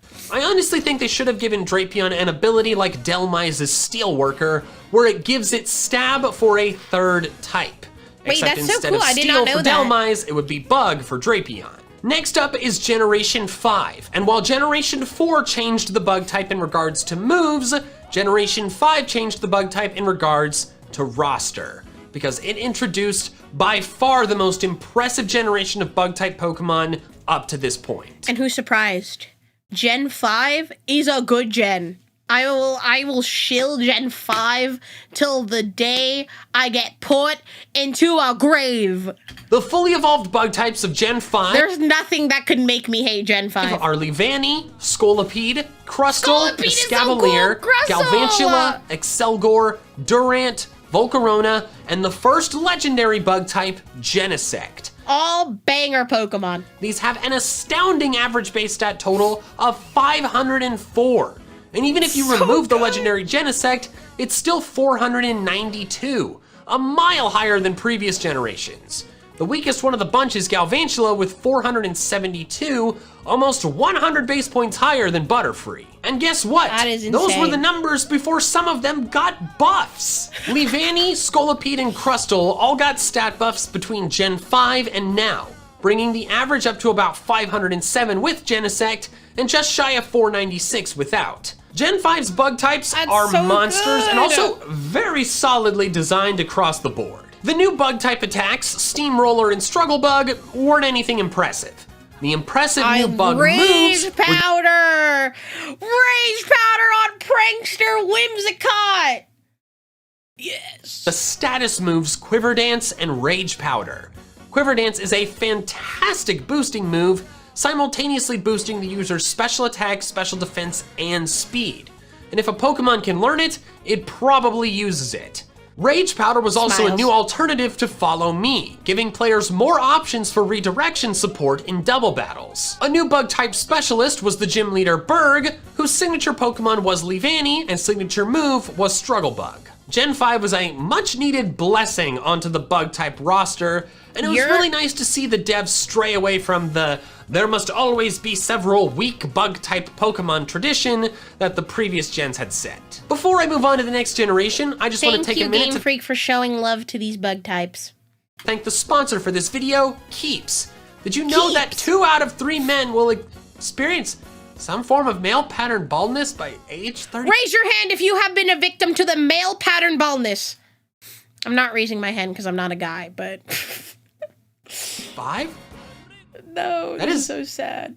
Terrifying. That The is best way to horrifying. prevent hair loss is to do something about it before you lose your hair. And Keeps offers scientifically proven treatments that can combat the symptoms of hair loss. Keeps has also revolutionized how men get treated for hair loss by making the process super easy. Your medication is simply delivered to you every 3 months, so you can say goodbye to annoying pharmacy lines and awkward doctor's visits. You also don't have to go broke to avoid going bald, because Keeps offers generic versions of the only 2 FDA-approved hair loss prevention products out there. And while you may have tried them before, you probably haven't at this price. Prevention is key though. Keeps treatments can take up to 4 to 6 months to see results, wow. so it's important to act fast. If you're ready to take action and Oh prevent hair god, loss, yeah, that guy was really going through it on the live. Keeps.com/MNJTV or click the link in the description I below. hope he didn't to get lose his hair. 50% off your first order. This was That is 6 years ago.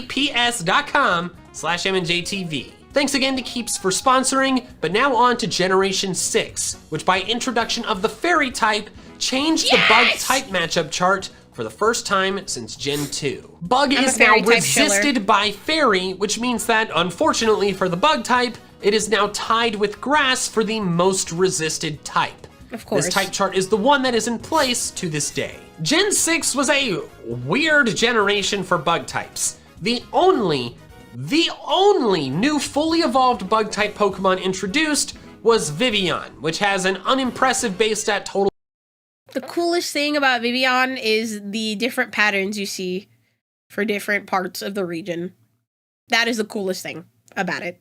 Everything else is like, eh. Of 411. However, it introduced several new forms for bug type Pokemon, those being the new Mega Evolutions for older generation bug types. Those were Mega Beedrill, Mega Pinsir, Mega Scizor, and Mega Heracross.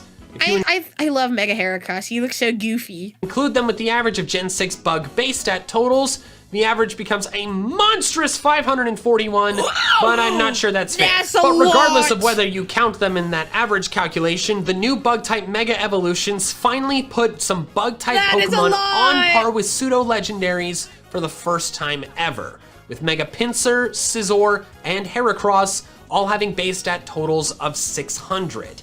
These three Pretty plus good. Genesect are to this day tied for the highest base stat total of any bug-type Pokemon. The new bug-type moves were interesting, but not game-changing, in my opinion. First was Fell Stinger, a relatively weak move, but one that then increased the user's attack by 2 stages if it got That's a KO. actually... In Gen 7, it was you buffed have to from get a KO? Dang. 30 to 50 base power, and I guess upping that the isn't attack too stat bad. by 3 stages instead of just 2. Infestation was a new bug-type Fire Spin or Whirlpool, albeit with different base power and accuracy. It wasn't a massive deal, but Shuckle certainly appreciated a new way to stall opponents. Of Powder course was a it did. weird Of course situational Shuckle move got I it. don't think I've ever seen anyone use seriously, and Sticky Web was a new speed control entry hazard that does regularly see use. The new bug specialist was Viola, the first gym leader in X and true. Y. Her signature Pokemon is Vivian, and her signature move was Infestation. So like I said, Gen 6 was a weird one for the bug type. It only added 1 new species, but it added several new really overpowered forms that aren't in the games anymore.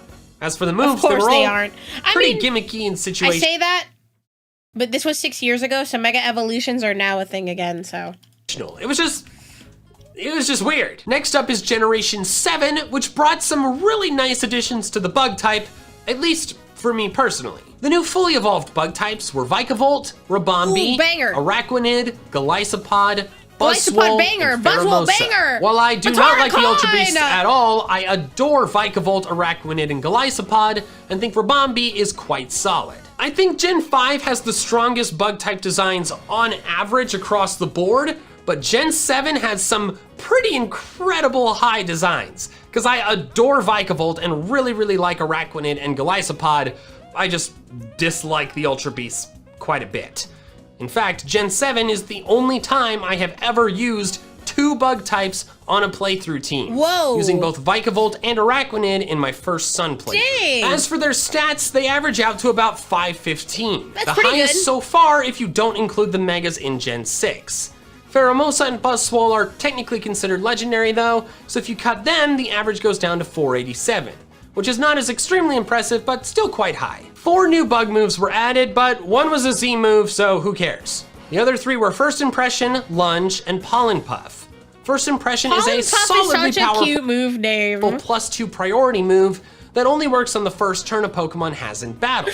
But it Ribombi's my favorite there. Light that birds in the sky is calling. Ribombi, no! Ribombi!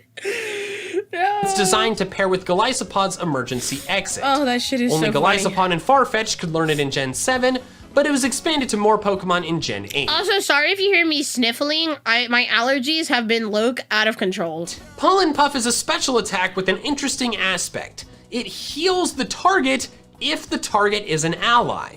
So it's a great move for a doubles metagame. Only Rabombi got it in Gen 7, but several Pokemon now have it in Gen 8. And Okay. finally, Lunge, an 80 base power attack that is guaranteed to lower the target's attack by 1 stage. The addition of Lunge, plus Leech Life being buffed from 20 base power to 80 base power, means that there's really no longer a reason to use X-Scissor if the Pokemon can learn both. X-Scissor is 80 base power and 100% accurate, with no secondary effects. Both Lunge and Leech Life are also base 80 power and 100% accurate, but they have beneficial secondary effects. Gen 7's bug type specialist was the Team Skull leader Guzma, whose signature Pokemon was, of course, his He is so funny. I will be Team Skull's #1 defender. People are like, oh, they were too goofy. Why weren't they evil enough? And I'm like, I think them being goofy was great. It was nice to just see, like, a team, the quote-unquote evil team, not having, like, an actual plan to destroy the world. They're just guys. They're literally just dudes. Or, not dudes, but, like, people who are they just lived in an abandoned house. And they're just silly guys. they're more evil, they wouldn't be as interesting. Exactly. I argue them being goofy made them more interesting. The Lysopod. Then finally is Generation 8, which, as of right now, has introduced only 3 new fully evolved bug types. Those are Orbeetle, Centiskorch, and Frostmoth. I love all 3 of these Pokemon. Guzma's low caught? Hey, that's facts. Guzma did help Lusamine, though. I think Lusamine is a horrible mom. But to be fair, she...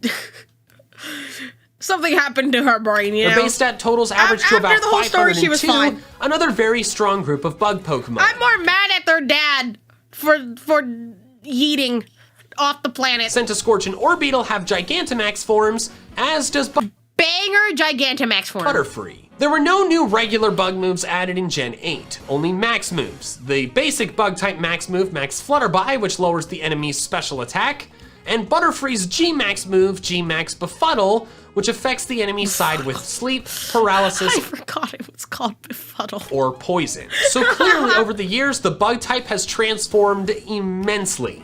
In the first 4 generations, the average base stat total of the fully evolved Pokemon never got above 450. But in the latter 4, not a single average is below 500 if you include Mega Evolutions and Legendaries, which I think you should, because the first 4 generations didn't even get those. The bug type is certainly not the best type out there with how many other types resist it, but it's definitely an interesting one. And seeing it transform from a seemingly throwaway type to one that poses a genuine threat has been quite nice. Cheers to you, bug type. Just the bug type though, not real bugs. Thank you so much for watching, and an extra special thanks to my patrons over on Patreon, who are helping Shout out support to me in a those way guys. independent of very, very bad YouTube ad rates right now. Real. If you want to help support me in the same way, Real. the link is in the description below. If you want to check out some more of my fun Pokemon content, I recommend these videos here. All right, that's all I have for now. So till next time, Pika fans. Gotta catch them all. I like Team Skull. Besides, we did get an evil team in Gen 7, even though they weren't really a team. It's Lusavine's. Yeah, the Aether Foundation. They were the real bad guys. Wow. Good video. Very informative. I love his educational videos. Remember, kids, if it's not 100% accurate, it's 50%. Imagine a psychic type is moving a car, then a bug bites it and it just dies. Oh, gosh. All right. Next video, we got another then versus now, but this time dragon types, which arguably, I think over time, dragon type has become one of my favorites. I just think they're so unique and cool. Anyways, dragon type Pokemon then versus now by MNJTV. Greetings, Poke fans! Michael here, and earlier this year, I made a video called Bug Type Pokemon Then versus Now, where I went over all of the dramatic changes That the bug poor type has Caterpie in the received thumbnail. throughout all of the mainline Pokemon games. I've gotten a lot of requests from you guys to make the same format of video for other types. So today I'm going to do that for the Dragon type. Banger type! I'm sorry, excuse me, the Salamence type. What the Dragon type has gone Who did that on Google? Who put Garchomp as a Salamence type on Google? through has been really interesting, because while the bug type definitively went from very, very bad to solidly decent, the dragon type has been on a lot more of a roller coaster. Before I dive into the rest of the video though, I just want to take a quick minute to tell you about the extremely fun new game called Ooblets, thanks to the sponsor for this video, That's such a fun name. I just like the word Ooblets. Epic Games. Ooblets is a farming simulator and creature collection game. You had me already. That's all you needed to tell So me. think Stardew Valley mixed with Pokemon. When you arrive Don't tell me that. 2 of my favorite games. Don't fucking tell me that. in town, you get to choose a starter Ooblet, and you take on other Ooblets not in battles, but in love these. dance-offs. They're incredible. If you win, the Ooblet you defeated gives you a seed in the most spectacular fashion. That is hilarious. I love You that. just farted out. Which you can then use to grow one of your own in your farm. Hey. There are lots of adorable Sometimes when like animals eat like something with a seed in it and they poop it out, it actually germinates the seed. I knew someone that had a dog that ate like a cherry tomato and the dog like took a shit in the dirt, and then like the next year a cherry tomato plant grew out of the ground where he took a shit. It happens, man, it happens. Ooblets with multiple color variations, and it's a ton of fun to try and collect them all while also building up your farm at the same time. The game as a whole is adorable, beautiful, and hilarious. If you want to know more about Ooblets, I have 2 videos over on my second channel, MNJTV Plays, where I try out the game for the first time and have a heck of a lot of fun.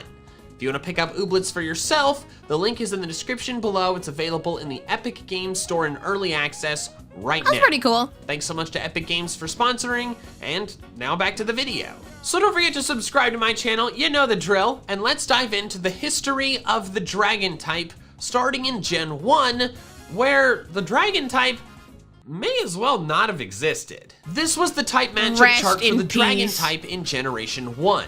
It was super effective against dragon itself, but nothing else, resisted the 4 starter types, and was weak to, of course, dragon, but also to ice. All of these attributes are still true today. However, in Gen 1, nothing resisted dragon, and nothing was immune to it. Those last 2 attributes make it seem like dragon would be a really excellent attacking type, right? If they were there! Haha! No. The only dragon type move in the entire game was Dragon Rage, which did 40 HP damage to any Pokemon it hit. No resisting and no super effective hits. 40 HP damage flat every time. What wasted this means is that offensively, the dragon type just didn't exist. Dragon Rage could have been Water Rage or Bug Rage or Psychic Rage, and its impact on battle would have been the same. Therefore, a Pokemon that was weak to dragon was not actually weak to dragon because there was no possible way to deal super effective dragon type damage. But in addition to that severe limitation, there was another one. There were basically no dragon type Pokemon either. There was only one fully evolved dragon type Pokemon, Dragonite. Yeah. This poor guy. Dragonite deserved better back then. Dragonite is a very strong Pokemon, of course, being a pseudo-legendary and having a 600 base stat total in today's system. So good. But due to the Dragon Rage limitation, it had no dragon-type offensive power.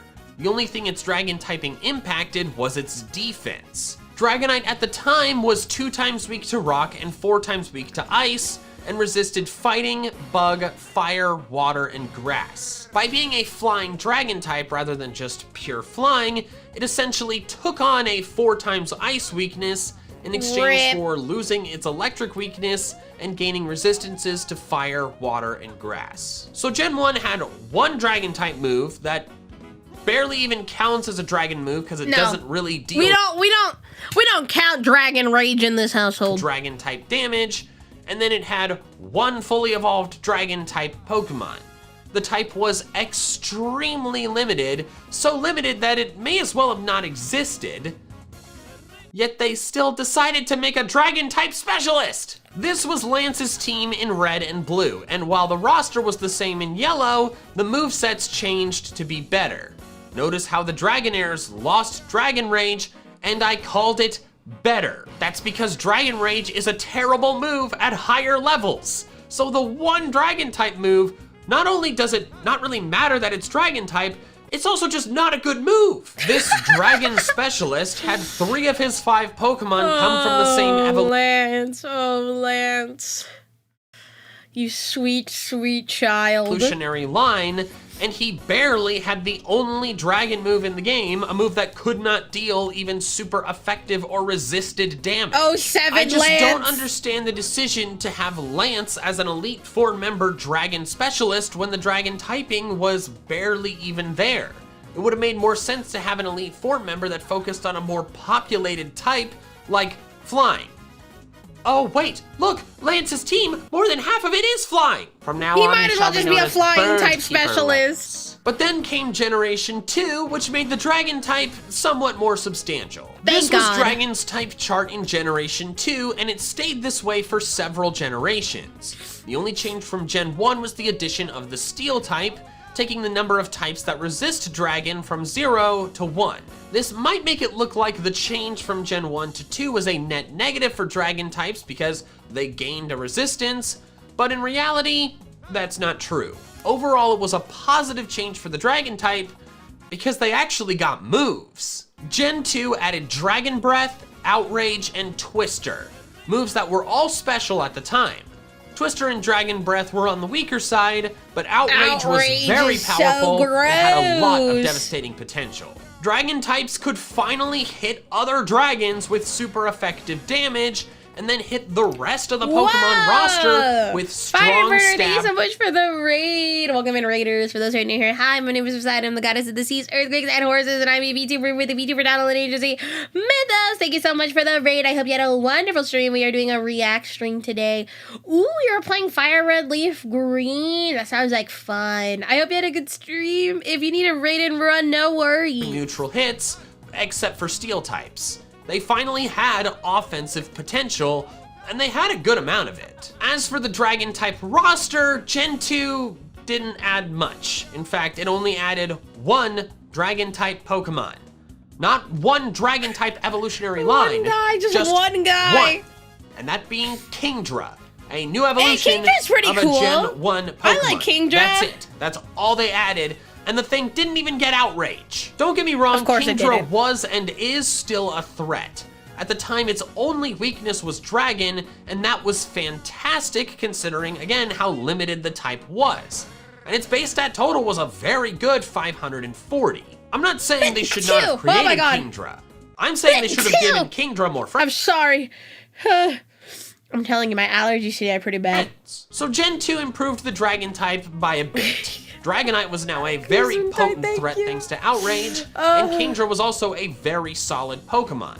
But those were the only two fully evolved ones. The type was clearly still very limited, so I guess the right thing to do is just toss on another Dragon Specialist, huh? Claire, the Dragon type gym leader, had 3 Dragonairs and a Kingdra. So while all Dragon types, it was severe overload in the Dragonair department. Lance was upgraded to Champion and had Pokemon with better movesets, but now his team was actually all flying types. Lance the Dragon Master, nay, Lance the Bird Keeper. So Gen 2 was an improvement for the Dragon type, but it was still kind of a weird type. But then came Generation 3, and here's where things really started to pick up steam. Only 2 new Dragon moves were added, but they were good ones. Dragon Dance is so good. Dragon Claw wasn't as strong as Outrage, but it didn't have the locking in and confusion drawbacks, and therefore was a high quality alternative. Dragon Dance was the first Dragon status move, and to this day is one of the best boosting moves out there. It wasn't as good though when it was first added, because Dragon Dance boosts physical attack and speed, and at the time, all Dragon type attacks were special moves. That wouldn't remain the case forever, though. The moves that were added were nice, solid moves, but another really big impact was on the Dragon type roster. Gen 3 was the first generation to add more than one fully evolved Dragon type, and they went all out. Flygon, Altaria, the pseudo-legend Salamence, Latios, Latias, and Rayquaza. You cannot tell me this is not a banger-ass roster of new Dragon types for Gen 3. Oh, these are all just awesome Pokemon! Burst onto the scene, all with stats on par with or better than the previous Dragon types. The weakest of them was Altaria, with a base stat total of 490, and that's the weakest. Flygon was 520, the Latias and Salamence were 600, and Rayquaza was 680. The Dragon type was swiftly changing from a type that was barely there to one that posed a serious threat. The Hoenn region added the Dragon Specialist Drake, who had a much more varied team than previous Dragon Specialists, especially in Emerald. Lance returned in Fire Red and Leaf Green, but his roster was as limited as it was before due to not having access to the new Hoenn Dragons, but at least their movesets were better. So Gen 1, Dragon type, barely there. Gen 2, Dragon type, There's a few of them with good moves, but that's it. Gen 3, quite a few more dragon types with quite a few good dragon moves.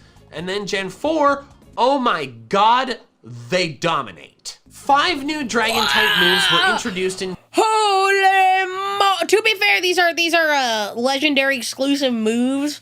Draco Meteor is so fun. These are all awesome. Gen 4, but we don't care much about Roar of Time and Spatial Rend since they're legendary signature moves. Draco Meteor was probably the most important new move added, becoming the new strongest dragon move excluding Roar of Time.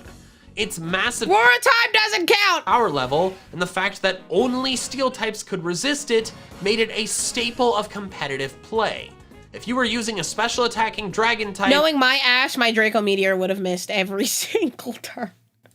Not to be a hater, I don't like Garchomp that much. Get this guy out of here. Garchomp's like one of my favorite Pokemon ever.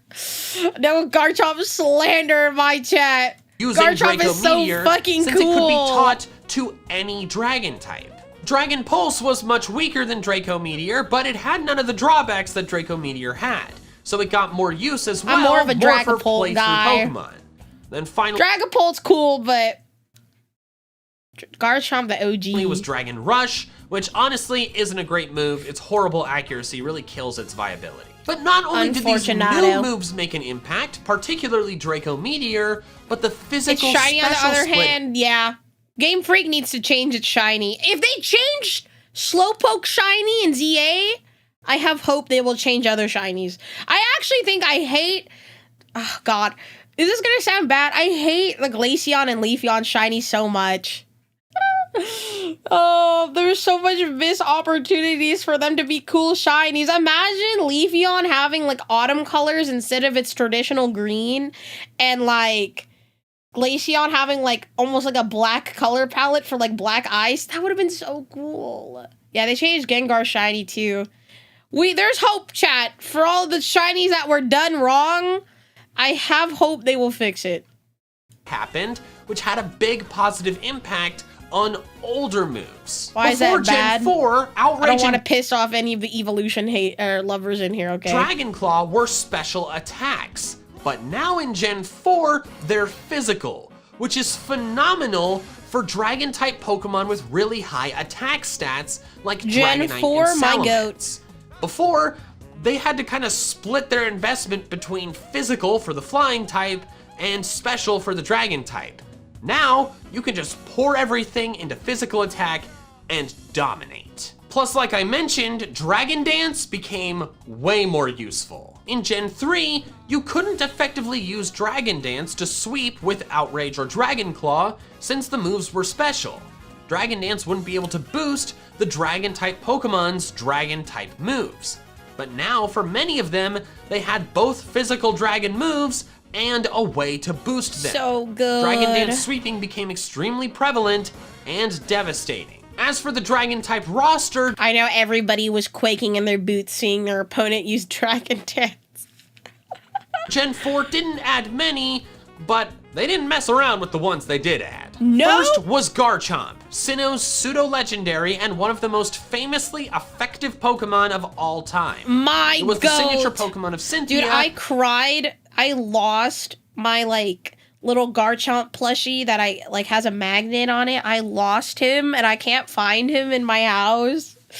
I love you, Garchomp. I need to get another one now. I miss you, Pookie Bear. I love him.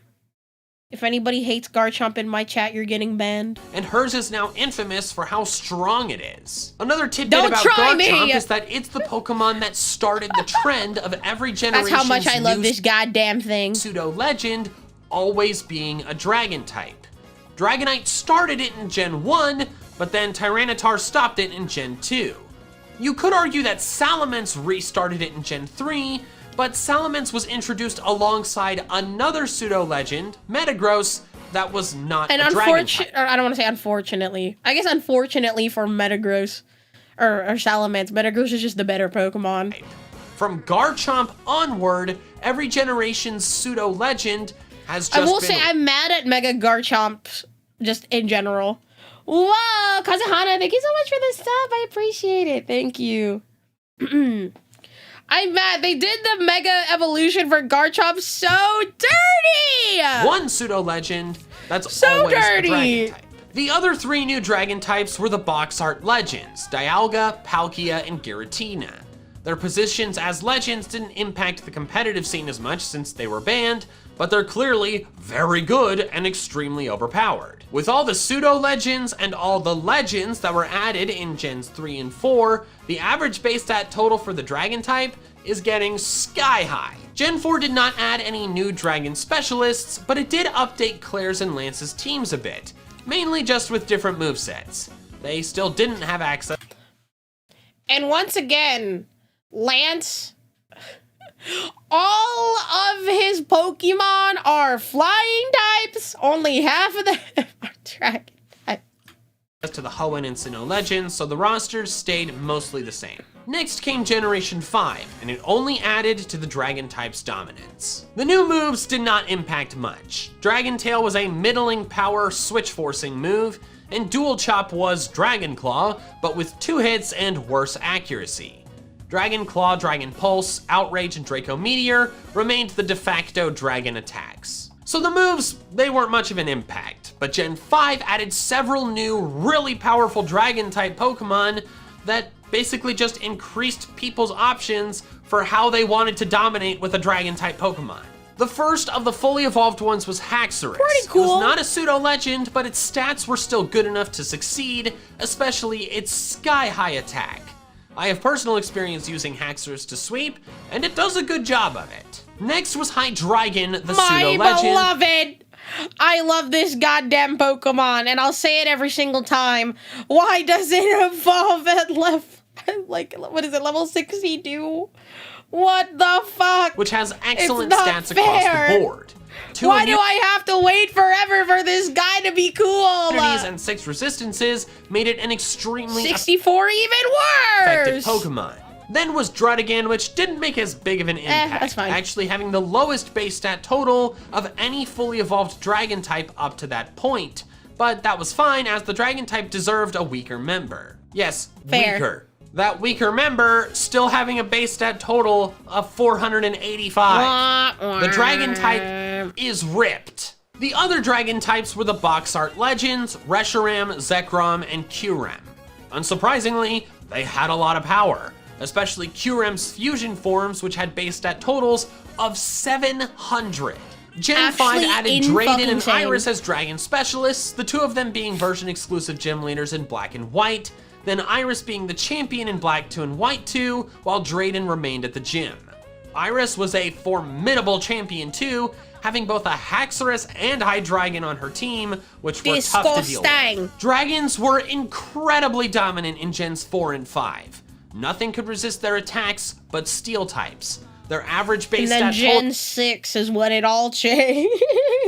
was extremely high. Their only weaknesses were to Ice, a type that has very few resistances itself, and to Dragon itself. The only thing strong enough to stop a dragon was another dragon or one of the select few fast ice types. The dragon type was flying high, but then it flew too close to the sun. Introducing a new type of Pokemon.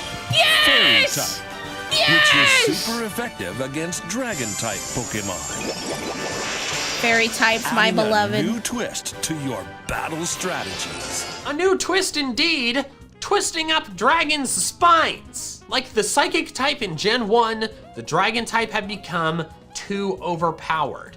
If you had a strong dragon type, you could succeed pretty much Then everything changed when the fairy type attacked. every time unless you ran into a steel type, but even then, most dragons can learn Earthquake or Flamethrower or something else. Dragon types needed to be nerfed, and the fairy type was how they did it. This was the dragon type chart starting in Gen 6 with X and Y, and it's the one still in place today.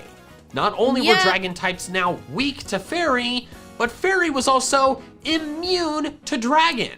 No more outrage sweeping free-for-alls if your opponent brought a fairy, which they probably did. since Fairy is now the Makes best type in sense. the game, and honestly a nerf for it might be coming at some point in the future. The Fairy type showing Looks at the Pokemon TCG. up dramatically reduced the Dragon Looks at type's it. power. It didn't make it bad, it just took it from extremely absurdly overpowered to a reasonable level of quite good. Well, it depends on the Pokemon. Hydreigon really did not appreciate the Fairy type. Gen 6 did not add any new Dragon type moves, but it did add a lot of new Dragon Pokemon. Dragalge, Tyrantrum, Goodra, Noivern, and Zygarde All bangers, by the way. were the totally new species, I love Dragargle. all of which had solid or excellent Dragargle's so stats. cool. Goodra was of course the pseudo-legend, and is actually the only single-typed pseudo-legend to date. They also added a lot of Dragon-type Mega Evolutions. Most of them were Mega Evolutions for existing Dragon-type Pokemon, but a few of them were Pokemon that gained the Dragon type upon Mega Evolving. Across all of Gen 6, those were Mega Charizard X, Mega Ampharos, Mega Sceptile, Mega Altaria, Mega Salamence, Mega Latias, Mega Latios, That is a Mega lot of Rayquaza, Pokemon. and Mega Garchomp. I would argue that most of these Mega Evolutions should not have been made. The purpose behind Fair. Mega Evolution was to make underpowered Pokemon actually quite Let's give all the OP Pokemon a Mega Evolution, because why not, right? good. Yet they gave Mega Evolutions to already overpowered Pokemon like Salamence and Garchomp. It took them from extremely good to broken beyond repair. Yes, the Fairy type existed now, but a Fairy's not stopping a Mega Rayquaza. The Uber Tears of Smogon could not. Drasna was the new Dragon Specialist, but she wasn't particularly memorable in my opinion, like most of the Kalos Elite Four. Drake's team I don't remember most of the Kalos Elite Four, TBH. I like the game a lot, but I can't remember them. was upgraded with new movesets and Mega Salamence in his rematch. Then came Gen 7, and there weren't any drastic changes, mostly. A lot of new moves were added, but none of them really count. Devastating Drake and Klinger's Soul Blaze were Z moves, and then Clanging Scales, Core Enforcer, and Dragon Hammer were all signature moves for Kamo-O, Zygarde, and Alolan Exeggutor, respectively. Well, actually, Tropius can learn Dragon Hammer via breeding, but that doesn't really matter. It's not a Dragon type, and also it's a Tropius. It's never gonna do anything good, which is sad because I like Tropius. The new fully evolved I love my Dragon-type banana, Pokemon my were banana Turtonator, man. Drampaw, the Pseudo Kamo-O, Drampa, my Guzzlord, beloved. Naganadel, and Ultra Necrozma. Once again, I would kiss Drampa on the cheeks. none of them have bad I would base kiss stat him on the totals, cheeks. and Ultra Necrozma is yet another He seems crazy, like a nice powerful dude. Pokemon. The only Dragon Specialist was Ryuki, an interesting character who got a unique design, but so I think cool, is but completely skippable. Nobody remembers his ass. He looks like he should have a larger role than he did. Now finally, we're caught up to modern day Generation 8. And the biggest changes this generation brought to the Dragon type, in my opinion, were the new Dragon type Pokemon. But first, we have the list of moves. Fuck and Gen you. 8 appears to have introduced a lot of Dragon type moves. I'm just kidding. I like but Dragapult. I don't like him in the TCG right now. most are not widespread. G-Max Depletion and Max Wormwind are the max moves. Clangorous Soul, Dragon Darts, Dynamax Cannon, and Eternabeam are all signature moves for Kamo-O, Dragapult, and Eternatus, Eternatus having the last two. Breaking Swipe is an attack Missing dropping Gen spread 9. move, Yeah, this video was and made a Scale long Shot time is the ago. new Isle of Armor move that's multi-hit and impacts the user's stats. I'll be honest, I don't know much about how widely Breaking Swipe or Scale Shot are used, especially Scale Shot since it's still a pretty new move, but I'm pretty sure most people still opt Is Breaking for the Swipe big used in the four of VGC Dragon now, or am I misremembering it and confusing it with another move? moves. Dragon Claw, Outrage, Dragon Pulse, and Draco Meteor, assuming the Pokemon they're using doesn't have a better signature move. But like I said, the new Dragon-type Pokemon are quite impressive. Flapple and Appleton are probably the weakest of the bunch, but they still have good base stat totals.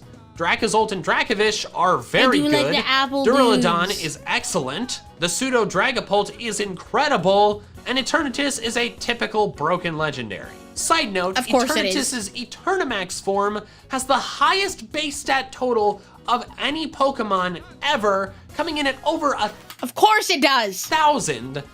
But it doesn't really matter. That base stat total is only used in the 4-on-1 story battle. No person can actually use that base stat total in battle without hacking the game. So it doesn't matter. Don't factor that in. No. It really doesn't matter. The dragon specialist is Raihan, who is very cool, and we like him. His gym team may only be half dragons, but the team is cool, and therefore he gets a pass. His tournament team is much more dragon type. So to summarize, the dragon type started out as being barely there, but then grew over time to be extremely overpowered, then was knocked down a peg by the fairy type. But to this day, it remains one of the best types and very strong, primarily due to just how strong every frickin' dragon type is. To this day, it has the highest average base stat total among all Pokemon in a particular type. Thanks so much for watching, and an extra special thanks to my patrons over on Patreon, who are helping support my channel independent of fluctuating YouTube ad rates. If you want to help support me in the same way, the link is in the description below.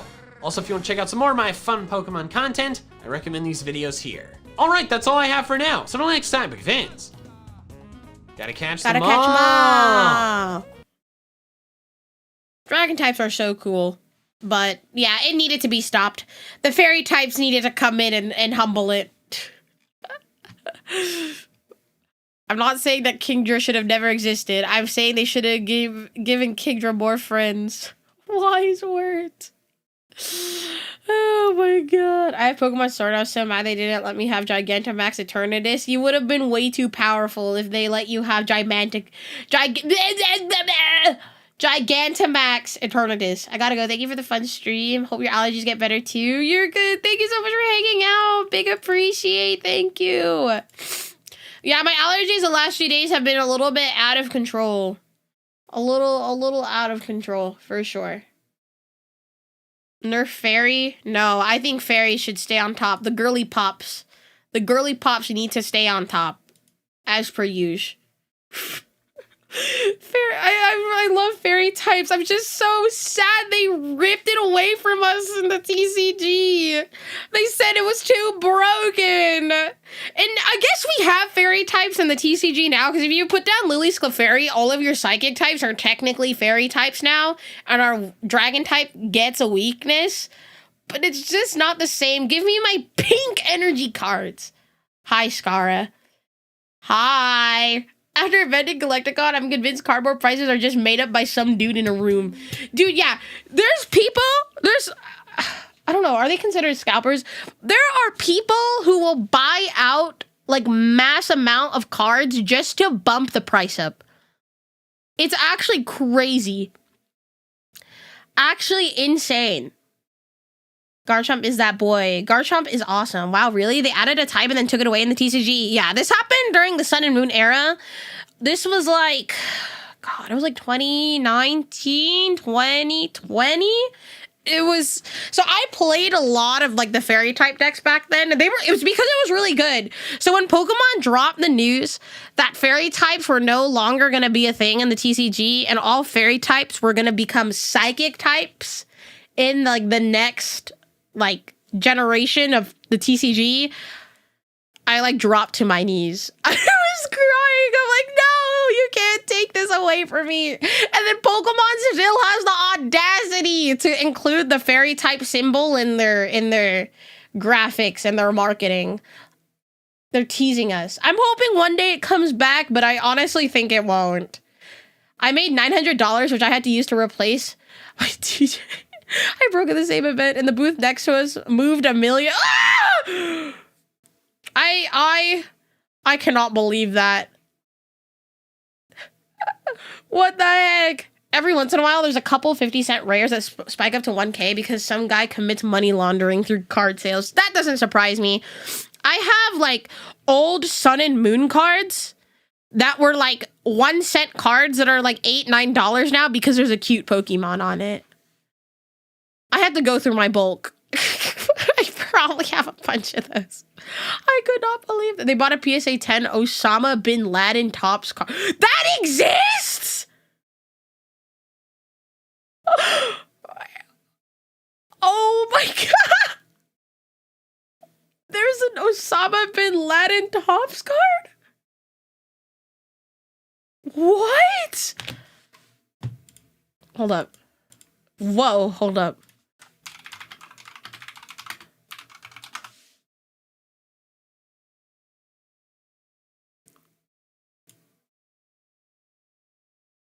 That is insane.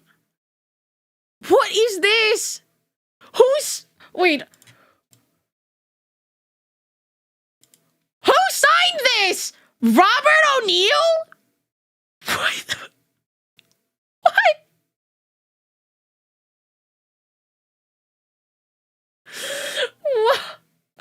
Aria Altair, thank you so much for the raid. Hi, raiders. For those who are new here, hi, my name is Poseidon. I'm the goddess of the seas, earthquakes, and horses, and I'm a VTuber with the VTuber talent agency Mythos. I like Pokemon, I like trading card games, and I'm just a silly sea goddess. Thank you so much for the raid. I hope you had a wonderful stream. What'd you guys do today? And if you need a raid and run, no worries. We are looking at a supposed PSA 10 Osama bin Laden Robert O'Neill card. I'm so sorry. Everybody who's coming in here is like, what are we looking at? We were playing Hollow Knight. Dude, I tried playing Hollow Knight one time and I'm just ass at video games. I'm just really bad at video games. Terrorist card game is actually insane. Well, this was new information I learned today. You learn something new every day. The thing I learned, an Osama bin Laden Topps card exists. And apparently goes for a lot of money. It goes for quite a bit. I don't know who signed this. Who would sign something like that? Whoa! Super chat alert. Sorry, I'm trying to figure out how to pronounce your name. Kal-Lyle? I'm sorry. Thank you so much for the $10 super chat. They should have merged the dragon and fairy types into the fable type. Heck, I think they need to restructure what game types become what TCG type in general. I think it's fine now. I just miss the fairy type. Like, for example, there's like the grass type in the TCG, so bug types are considered grass types in the Pokemon TCG. I got a raid run. No worries. Thank you so much for the raid. I hope you have a wonderful day. We should probably not have Osama bin Laden on my stream. Thank you, Scara, for the information dump. I will now go to bed knowing that an Osama bin Laden card is sold for a shit ton of money. Oh, God. What a wonderful time. I hope you had fun at Collecticon, my guy. I can't wait to see the stream preview screenshots. No.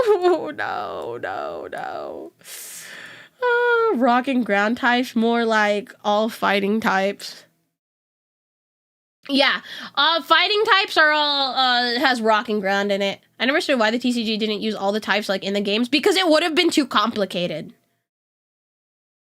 It would have been way too complicated. They, like, had to pull it down. Yeah. Hey, Sai, I was so glad to talk with you at Offkai. Happy to see things going well for it. Please don't cursing the Spurs. I didn't curse the Spurs! Don't blame me for the Spurs! Don't blame me for the Spurs! Blame Wemby, man. He was not on his game for the finals. I watched him play. I just think, yeah, Fox too. Fuck. Someone get him out of the team. I think Wemby just needs a little more time to mature. He needs time. He's still too young. Also, it's hot as fuck. Totally your mess isn't just a tray. Dude, I am not to blame. Don't come in here and blame me for the Spurs. I'ma blame Downhausen for cursing the Spurs. Oh my God. Thank you for the hydration. It's hot. It's so hot. I have my AC running. And it's like still quite warm. I have it at 76 right now. Guys, I need a piss. It's piss girl time. We're gonna watch this MTG video. I'm gonna watch this MTG video after, but I need a pee. Please be cool. Please behave while I'm gone. You guys have been really good the last few times. You've been really good the last few times. So please behave. while I piss. You know, I'm pissing because I drank a lot of water, which is what you should do if you haven't hydrated yet. Please shove water down your throat. I will be very happy. Okay, I'll be right back.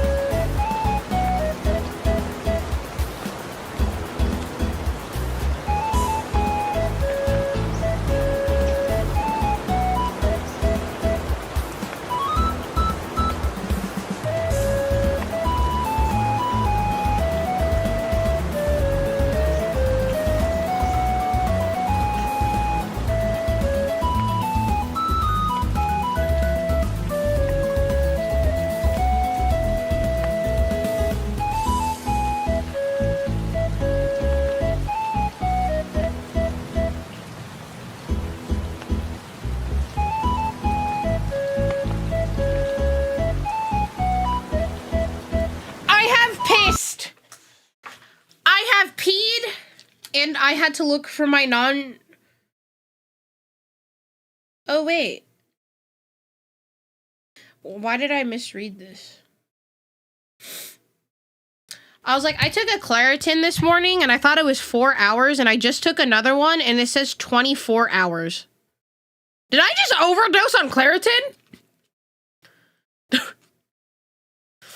you so much for the raid, Elven Serpent. Thank you so much. I just got back from my guys. If I took 2 Claritin, it says 24 hours on it. I thought it was 4 hours.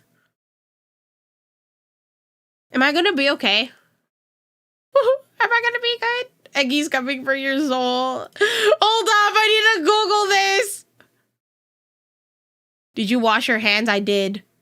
You'll be fine. I have 2 normally because of how bad are my allergies. You'll be fine, just a bit sleepy. I did the non-drowsy one. Or be good for 2 days. Wait, I'm gonna Google. Wait, will I be okay if I took 2 24-hour non-drowsy Claritins?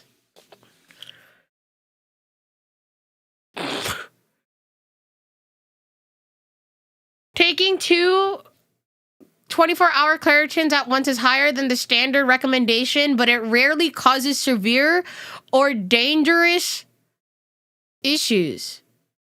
It is generally advised to wait for the 24-hour cycle to pass before taking the next dose.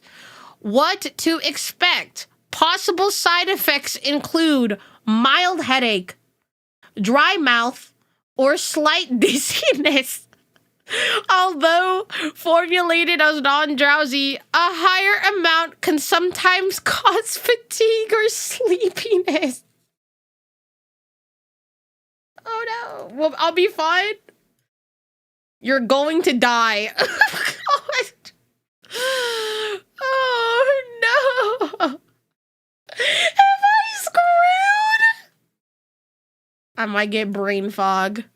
Oh no. You're clear. Poseidon clear. There should be information on the packaging. I actually don't have the packaging anymore. I only have like the metal or the aluminum insert that keeps. I thought this was the 4-hour one. Oh well. Maybe my allergies will go away now that I double dosed. Oh no! I get prescription ibuprofen, and that shit is like 8 doses of high strength stuff you can buy in the store. So this one is the 10 milligram de loratadine. Oh wait, it says de because I bought this Claritin in Canada last year because I was having really severe allergies from my dad's dog. 10 milligrams. So I technically have 20 milligrams of loratadine in my body. Guys, am I going to die? Is this it?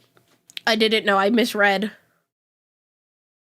I don't know. Whatever Claritin is. I'm gonna see you at the crossroads so you won't be lonely. Oh, not soon though. Oh, thank God. Oh, thank God, chat. We're chilling today. We're safe for today. We're safe for one day, guys. You have a 50% chance of dying at 5,000 milligrams. Okay, we're chill. Take the whole bottle. There's no whole bottle. It's just like the aluminum insert. Size of druggie. No, don't do drugs, chat. Don't do drugs.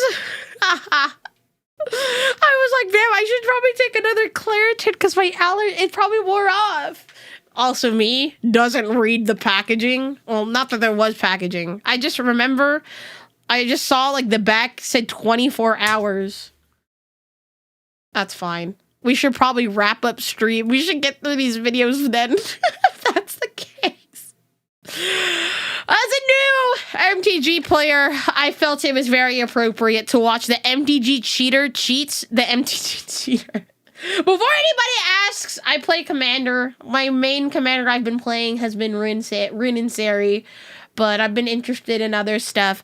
But yeah, this is background. I've been playing Pokemon TCG semi-competitively, and competitively for a few years before. And I also play One Piece semi-competitively. I say semi. Every now and then I'll go to a regional. But that is my TCG background. So we're going to watch the MTG Cheater Cheats MTG Cheater by Nicnicco? MTG? Like Pikachu. It's Nicnicco, and I said today it we are right! going to take a look at the finals of a Magic the Gathering tournament, except both finalists are cheaters. What? Whoa! Whoa! The double cheating! What a surprise! Today's match features multi-band Alex Bertoncini versus the shuffle cheater Jared Betcher. Alex is playing Esper If they're openly cheaters, do they get like banned and stuff? Deathblade. The deck features Stoneforge Mystic. When she enters the battlefield, you can search your deck for equipment cards, like Batter's Skull or Umezawa's Jite. These equipment help attack the opponent, and the strategy is backed up by Disruption, like Deathrite Shaman. It's a Okay. 1-mana Swiss Army knife that exiles cards from graveyards in order to add mana, gain life, but also drain the opponent, so it's a win condition by itself. The deck also uses Wonderful! Swords to Plowshares to remove creatures, and Force of Will, which is a counter spell, which can be played for free by exiling any other blue card in your hand and paying 1 life. Force of Will is an answer That to is disgusting. any card that Jared would play. Jared is playing a powerful combo deck called Sneak and Show. The namesake cards of the deck are Sneak Attack and Show and Tell. Choose a creature from your hand and put that creature into play. That creature is unaffected by summoning sickness, and at the end, sacrifice that creature. Each player may choose an artifact, creature, or enchantment card or land card in their hand and put that permanent into play. Sneak Attack costs 1 red and 3 Wonderful. generic, and it's an enchantment with an activated ability. Choose a creature card from your That's hand kind and of put that creature into disgusting, play. the OG creature hide and is seek. unaffected by summoning sickness, which means you can immediately attack with it that turn. At 4 mana to play any creature with free haste. That is nasty. end of turn, sacrifice the creature. The strategy to this deck is So to I'm cheat assuming you could play a really expensive card for less with Show and Tell just because you can. gigantic creatures into play. There's like no restrictions, really. Is that what I'm Emrakul understanding the here? Aeon's Torn, also known as the Flying Spaghetti Monster. Oh my But don't let the God, wet it really noodles is fool the you Flying because she's an Spaghetti absolute Monster. beast. A 15/15 flying creature.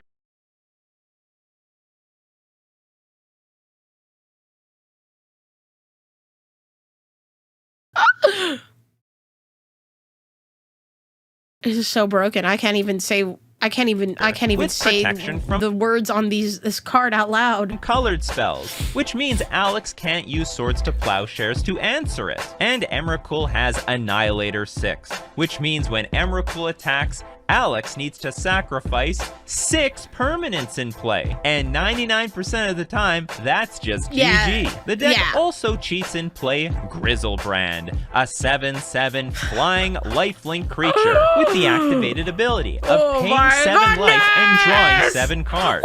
You're bound to either find your Emrakul or enough counter magic to control the game, like Spell Pierce and Force of Will. Alex Smiles. is famous for blatantly cheating against his opponents, either playing extra Then land why is he here? drops, drawing extra cards, I'm sorry, I'm not familiar with like the discipline system in MTG, because from my understanding, like I know in Pokemon, there is like notorious cheaters that the judges do a really good job at like checking their decks and watching them play. Is that a thing in Magic? attacking with creatures that can't I don't know. attack Is there any until Magic next judges turn. in my And when he's chat? caught, he shrugs it off like it's just an honest mistake. So he's at What a an asshole. disadvantage because between the Everybody match being point and laugh at this dude. Loser. recorded Actually, on laugh at this dude too. He also cheats.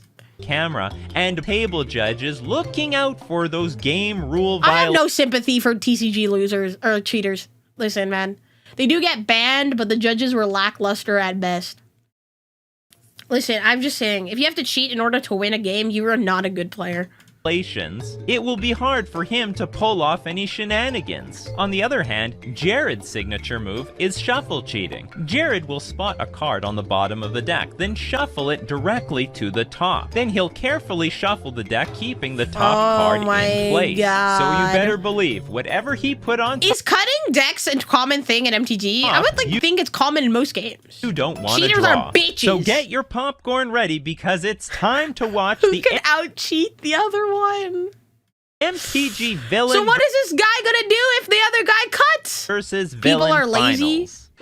And Okay, there's the cut. brainstorm, You are spell correct. pierce, a intuition. It looks like not actually a force of will. Okay, so 1, 2, 3. Let's see what Jared gets. Another brainstorm. Grizzlebrand, Emrakul. Wait. How many cards did he grab off that last one? A intuition. It looks like not actually a Hold up. force of will. One, So 2. 1, 2, Okay, I think that was one card. I thought he grabbed 2 right 3. here. Let's see what Jared gets. Another brainstorm. Grizzlebrand, Emrakul. Wow, that's pretty good. Those are Those are literally the exact fucking pieces he needed. Can you believe that? combo pieces, indeed. I don't, Oh he has my untracked fetch, but I'm not you have to offer the cut. Yeah, I'm pretty sure it's mandatory for most games to offer the cut. sure he needs to crack it. Yeah, exactly. It looks like he might put back a Volcanic Island and maybe the Grizzlebrand. Mm-hmm. Seems reasonable here. Now the danger is if Alex thought seizes the Emrakul, it will have to shuffle. Exactly. All right, so Jared will pass the turn. Alex draws for the turn, tapping his mana. Is it a Deathrite Shaman? Is it a Thoughtseize? I think it's all right. Taps it for brainstorm. He has Okay, that. it's neither. How many cards is that? 3? So Alex will draw 3 from the brainstorm. Gotta Not go. Thanks so much for sure hanging I out. do see a Source of Plowshare. That's probably going back. Not sure what else. Now remember, Alex was the 4th seed. He is playing Esper Deathblade with 4 copies of True Name Nemesis, 4 copies of Deathrite Shaman, 4 copies of Stoneforge Mystic. Okay. Go ahead and crack the fetch line to get rid of those cards. He did. It Keep looks like the he kept the swords to swords. plowshares in his hand. Why is he really keeping the swords? What do you think? What's All right, the let's goal? watch how I he mean, it shuffles. doesn't This really do looks much against normal. Must have that Grizzlebrand. many more blanks. The You think top so? card is I don't have a good changing. reason why. That's the card I always look at the most. Is the top card changing? I mean, you could Swords of Grizzlebrand. It's not what you want to do, though. And that Swords and Gristlebrand is something that doesn't work very often. Okay, so there's a Deathrite Shaman from Alex. All right, so he's gonna have some mana to work Is with. he looking at the bottom card? So he, whatever control cards he's kept in his hand, he's gonna be able to cast them on the turn that Jarrett decides to go off. Okay, so What I mean, I Jarrett's can't see his- linchpin is his right now face. is that he has So both players set Oh lord. up their hands with Brainstorm, which says draw 3 cards, and then you can put your 2 worst cards back on top of your deck. And Alex even gets to crack his fetch land, which searches a land out of his deck, but then lets him shuffle those bad cards away. Jared could have pulled the trigger and shuffle cheated a card on top of Alex's library, but looks like he didn't because the top card keeps moving. Probably because it's too early in the game to know what Alex needs and what he doesn't. right. So he goes for the show and tell. Reasonable. I just ordered the standee. Thank you so much. I shall experience all the nature that Northeast has to offer. Yippee! Thank you. I look forward to the pictures. Sign of victory. Yeah. He can get him trouble. He draws a one of mystery. Misdirection. okay, Does he need Does that? have I don't know misdirection. what misdirection does. I'm still baby, okay? and he also has Mountain in hand, so Right. he's probably gonna play. Wait, should I have my card game toggle out? Should I have it out? Hold up, let me put my other arm away. Oh, God. Mountain here. He can end step into One it mana if he just wants to counterspell, leave up got 3 it. lands. Yeah, I mean, Alex just has no pressure at all, so Yeah, misdirection does act as a force of will in this situation. yeah, pretty much. He can force any of Alex's counterspells to target the misdirection. Yeah. So Alex does have a Stoneforge Mystic. I wouldn't be too surprised seeing a Stoneforge Mystic coming down. At least that will put a clock on Jared. Because now Alex only has the Deathrite Shaman and that Creeping Tar Pit, but he doesn't want to spend his mana just to deal 3 damage. So that Stoneforge Mystic does come down. Yeah. Probably going to fetch up a Batterskull here. It looks like Alex has a force of will in hand. I'm not positive he has the blue card to go with it yet. Okay. I'm pretty sure Jared's going to let Smiles. this resolve. He doesn't really care about a Stoneforge Mystic, you know? No, Stoneforge Mystic doesn't matter too much. Alex does not have a main deck Feast and Famine, does he? He does not. He goes gets. He has to shuffle here, right? Instead of the Batter Skull. I don't know if that last card is blue. That's pretty important. Yeah, I'm not sure either. But it's actually not that important because Jared has the misdirection. Yes. So at end of turn, Jared plays Intuition, which Okay. for a blue and 2 generic, Search he your gets library for any 3 cards and reveal them to opponent. He or she chooses one, and you put that card in your hand and the rest in the graveyard. to search Oh, his what the deck for heck? any 3 cards and present them to his opponent. The opponent's going to choose one and that's going to go into his hand. The point of this card is that if you're missing a combo piece, then you'll just find 3 copies of them, like 3 Emrakul or 3 Sneak Attack. But the funny thing is, Jared already has the combo pieces in hand. His problem is that he doesn't have enough lands to cast his Sneak Attack. Oh, okay. He needs more mana. He's gonna Intuition for Show and Tell. Get Show and Tell, Show and Tell, Show Or and Tell. show and tell the sneak attack. Exactly. Play. Hope to draw a land and then go Show and Tell, Sneak Attack, Sneak I Attack. wonder if he's genuinely thinking or he's just like pretending to think. Attack with Emrakul, make Alex lose everything, and then Alex is back to square Well, one. if Alex has the Caracas off the show and tell, remember, that still Oh, yeah, works. that is true. All right, so Alex just goes for the Force of Will here. Yeah, there was a removed, it looks like, tied name, true name Nemesis. Yeah, I'm actually Was not removed sure there. what Jared's gonna do. Jared definitely knows his deck way better than probably most You mean of whether or us. not he wants to misdirect right now? Yeah, or just if he wants his intuition to resolve or not. I mean, all he has to get is a land here. It's pretty tempting for him to just, when he has a brainstorm in Yeah. hand, it's pretty tempting to be like, yeah, that's whatever. fine. Yeah. I don't want to waste any cards right now. Yeah, it's close. I mean, Jared probably has a plan, so whatever his plan is, he's probably gonna stick to He's it. gonna pitch the brainstorm to the misdirection. So now, So Alex tries to counter the Intuition with Force of Will. Playing it for free by pitching a blue card and paying 1 life, it Okay. counters the Intuition. In response, Jared plays Misdirection, and it says target spell with a single target targets another target instead. Right now, the Force of Will is targeting the Intuition to counter it. Now the Misdirection Lord. is targeting... Wow, Sif! Thank you so much for the red! Hi, Sif! For those who are new here, hi, my name is Poseidon. I'm the goddess of the seas, earthquakes, and horses, and I'm a VTuber with the VTuber talent agency Mythos.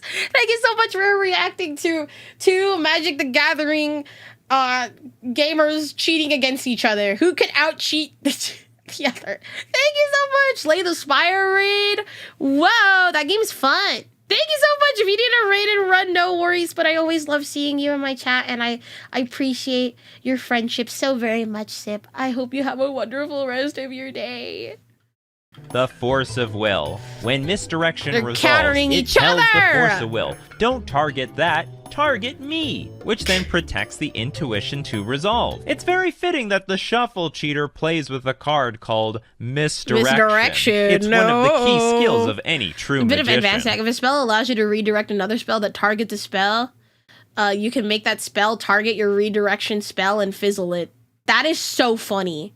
I'm gonna go to Eve. Have a good night. Thank you for the raid once again. It's pretty a weird interaction the way it works. Yeah, what the remember, you fuck, can't make Yante? it counter itself. You have to make it counter something else, but you can make it counter the misdirection. Exactly. I'm still wondering whether or not this was better than just letting the Force of Will happen. Yeah, I'm not too sure. Well, anyway, it gets I'm gonna trust Jared on. He definitely. made the finals of a GP and he hasn't lost today. Who am I to question? He True. finds Ancient Tomb, which will deal Add 2 2 damage colorless mana to your mana pool, and it does 2 damage to to you. him, but he can tap the land for 2 colorless mana, which lets him play his Sneak Attack. Yeah, he'll be able to have Sneak Attack with Spell Pierce backup. I'm not sure how important the Spell Pierce backup is. Smiles. So we'll see what Jared's actually, plan wait. is. Alex has only 2 mana up. That's the spell pierce backup's huge. Sure. But it gets around what though? Like it doesn't get around a Force of Will, right? So he did draw the fetch land there. He's Yeah, he gonna did. Okay. Go for sneak Sneak There attack. it is. Maybe he wants the Spell Pierce does stop a Vindicate right now. Does Alex play a Vindicate? Yeah, he plays 1 copy of Vindicate. But if Alex Huh. has another Stop it, land, Alex has land Vindicate. yeah. So pretty interesting here. Jared does have the Emrakul in hand, which will pretty much be lights out for Alex. I don't think he'll be able to come back if he loses all his permanents. All right, so Yeah, the thing is, Caracas doesn't save you from sneak attack Emrakul. because as long Oh, as that Jared shuffling has is another- suspicious. Another The red top mana, yeah, card because isn't changing. If you attack, it's gonna annihilate. If you bounce it before the attack, you can just put it right back into play. Exactly. That is suspicious Alex will shuffling if draw. I've ever seen Best card it. is Vindicate. It's a Jace. Oof. Jace is not good here. And plus Jared has a Spell Pierce. Did you Oh catch my that? God. Jared spots a Jace the Mind Sculptor on the bottom an of Alex's deck. asshole. So Jared shuffles it directly to the top. He makes some fake shuffles and gives the deck back without a cut. Jace is Okay, I don't know if this is a rule at MTG, and if somebody can come correct me in this, but I know in Pokemon, if your opponent, like you offer your opponent to cut your deck, they have the option to shuffle it, like mass shuffle it, right? But if they shuffle your deck in response to you asking to cut the deck, you as the player are allowed to cut your own deck for situations like this that could possibly happen. Is that a thing in Magic? I would hope so, because anything more than one cut in Pokemon is considered a shuffle. And if your opponent shuffles your deck, you have the right to cut your own deck. Yeah, it happens a lot in Pokemon. A lot of people shuffle their opponent's deck, and then you as the player cut the deck. It's a very common thing that happens in the Pokemon TCG space. one of the most powerful What an asshole. Fuck you, Jared. cards, but it is completely useless at this stage of the game. It can't do anything to the sneak attack, and it can't Last I do checked, anything if an about the effect requires you to shuffle, you can offer the cut, but Magic specifically prohibits shuffling an opponent's deck as cheaters have mishandled the cards to intentionally damage corners and get opponents DQ'd. That's horrible. Emrakul in Jared's hand. Playing Jace here is a trap and is going to play right into Jared's hands. Yeah, so it doesn't even resolve. Yeah, so there's a Fifth flood of land. strands. He has Jite, Jace, Jite, Question, Jace. and I think Swords. Yeah, and so the Swords to Wow. Plowshare. So flood of strands will get cracked here. Alex is thinking about going on the 16. Well, maybe not. He's trying to consider his options here, regardless of what Alex does. And that's He's in fair. a really, really bad shape. I mean, he's going to get Emrakul. Yeah. And here comes a Jace. Jared is definitely going to spell pierce this. I'm pretty sure, right? If he cares to. I mean, what the problem is if he doesn't, Jace can Oh, he find doesn't? a... Okay. No, I mean, okay, what can Jace find that Jared can't spell pierce? That is, You know, maybe well, let no, him- like a. Well, I guess if Alex already had a Thoughtseize, Well, then then Jared can just spell pierce it, right? If he plays one, then he can yeah, spell pierce the Thoughtseize. yeah. Either way is fine here. Yeah. No. I guess Alex would actually. You know, I will say, the double dose on the Claritin is making my allergies go away. My head's feeling a little funny, though. find Thoughtseize forcible blue card. All right, that's a line. That's true. No, he could. Yeah, You're right. right? You're right. Alex is struggling right now. He's losing. He's losing the out-cheating war.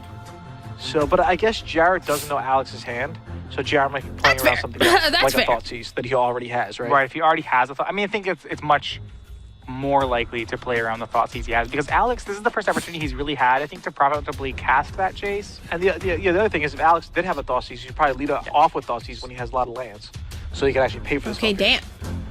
So Yeah, just lead off. Yeah, you're right. Just lead off. Yeah, with so I Thoughtseize. think after that conversation, I think Jared probably should have countered that Jace. Yes. Yeah. Wow. Another Emrakul. Yeah, you should put both of them into play, right? That's really good. Jared just drew his second Emrakul. Wow, how could that possibly happen? Wow. All Jared has to do is activate the sneak attack. Wow. To put the Emrakul on the battlefield, he'll attack Alex. Thanks to Annihilator 6, Alex will lose 6 cards in play. He'll take That's fucking crazy. That's actually insane. 15 damage going to 2, What and he'll the be dead to the hell? second Emrakul next turn. But the question is, can a cheater see such a clear line for victory? Then you can annihilate Can him for, they? you can do 30. All right, so here comes an Emrakul. Activate sneak attack is gonna Bum, put bum, Emrakul into play. Yep, that's bum. gonna work. Alex does have a land and a brainstorm Yep. available, but I don't know and what a he would find. swords. Yeah, and here it comes. Annihilate for 6. Alex Alex does have 7 permanents. Yeah, I'm pretty sure this is probably game over for Alex, especially the fact that Jared has another Yeah, he has the Emrakul follow-up here. Yeah, Emrakul. so there's not much Alex could do here other than scoop up all. Alex should just fucking shit and cry. Those permanents. He couldn't out-cheat the cheater. Let's see. Alex is gonna take it. He's gonna go to 2. Yeah, Emrakul should stay banned. Fuck he's gonna that. go to 1 with the Flooded Strands. I'm curious. Is he gonna brainstorm here, do you think? Yeah, I mean, what's a brainstorm really gonna do? Like, I mean, looking at his deck list. Yes. Yeah. I mean, Okay, the essentially, shuffling I looks don't know what normal. to find. All right, so Jared shuffles up. Alex will cast a brainstorm. Oh, it looks like Yeah, Emrakul's going to... Okay, Emrakul is attacking Jace here. Oh. That means that Alex is just going to sacrifice the Jace, right? yeah, that's kind of interesting. Why would he go after Jace? This is really interesting. Are we sure that? Can he even do that? Could it attack the planeswalker? Again, I'm new to this shit, so this is why he cheats. He's bad. That Emrakul is attacking Jace? This doesn't make... Yeah, Emrakul is attacking Jace. Can be attacked just like players, so why isn't he swinging face? Why is he worried about the Jace? Why can't he just swing face? We're getting confirmation on that because that doesn't make that much sense here. It's confirmed. Why would he be attacking Jace here? Because he's dumb? Because he's a fucking idiot! Why isn't he swinging face? Doesn't he have 16 left? So wouldn't that put him at 1? Yeah, like, I feel like that's the most appropriate thing. He can just sack Jace, but does the Annihilator still go off on the other cards? Jared, what are you doing? Instead of attacking his opponent with the Emrakul, Yeah, Jared... like, wouldn't I think that makes more fucking sense. Just swinging at face. attacks Jace the Mind Sculptor. That Jace was harmless. It wasn't gonna Well, do yeah, anything. isn't that why he put Jace on top of the deck? Because it was a completely useless card at this state of the game? So then why are you attacking the useless ass card? Oh my god, Marshmallow is meowing at my door. Just triggers from confirming the attack. So, like, is he trying to just board wipe here? I feel like that's the only... I guess I thought I heard it. Yeah, it's my cat. Hold up. Let me let my cat in. Is he just trying to, like, board wipe here? But, like, his board is not that concerning. Because he has an Emrakul and then he has another fucking one. I mean, it shouldn't matter, but it's still stupid. I just want to understand his thought process. Oh my goodness. Thing to you. That's why you put it on top of Alex's That's what deck. I said! Now Jared's second Emrakul It's a will massive only... play mistake. This was at a high level turn. This was a high level tourney is mind boggling. put Alex down to 1, which means Alex has a sliver of a chance of getting back into this game. Cheaters like Bertoncini were deadly because he combined cheating with razor sharp pro magic skill. And then we got people like Jared. Oh, this is exactly what I mean. If you have to cheat to get all the way to the top, you suck balls at the game. You suck massive cock. You suck all the dick. Who the commentators cannot predict a damn thing he's about to do. Yeah, Emrakul is attacking Jace. We're getting confirmation on that because that doesn't make that much sense here. Because he's bumbling into the absolute worst way to sharpest light bulb in the crayon box. win this It game. was insane. I think it really matters, but I don't know why he would make that play. Yeah, I mean, Jared just I has love win- the commentators being so confused as well. I think that is adding to the humor of this if he situation. attacks Alex, right? If you guys know, tweet at us because Yeah, we're probably just missing something here. yeah, to me it doesn't really make sense. Everyone He's gonna tweets at attack them on like, I don't everything but fucking know Maffriron. either. Fine choice. Yeah. Okay. And Emrakul. Oh my god. Marshmallow, hello? She just knocked something over behind me. Goes away. The shuffle's back up. All right, and Alex is down Tweet to at us? Yeah, like they would make a tweet and tag them. still 16 because again, it's like tough for me to grasp why you wouldn't want Alex to be down to 1 life here.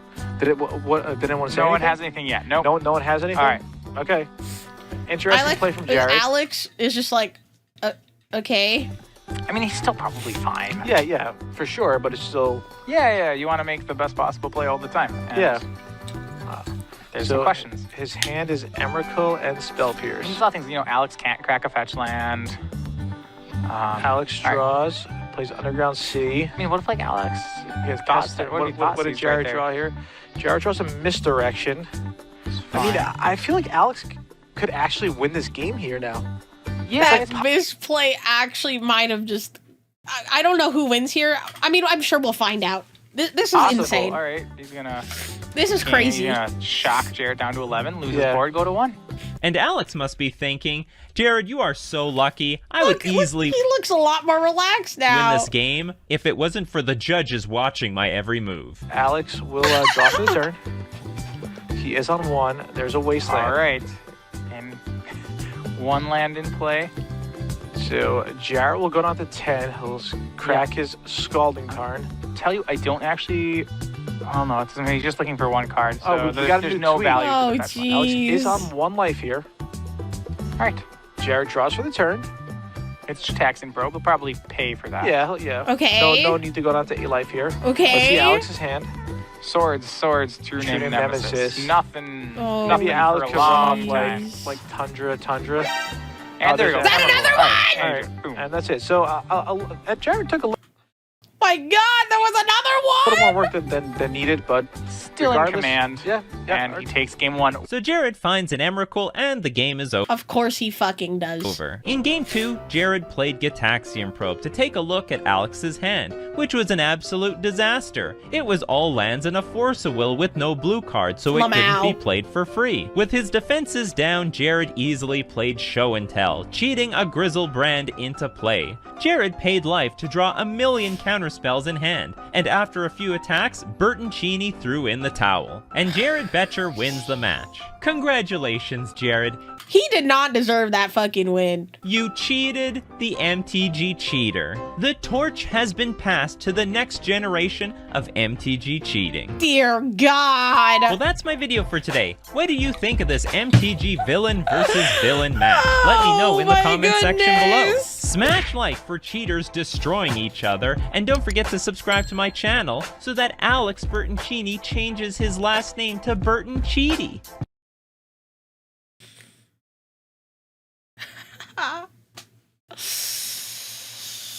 Oh, Jesus Christ. There should be a special kind of tournament where only bandits suspended.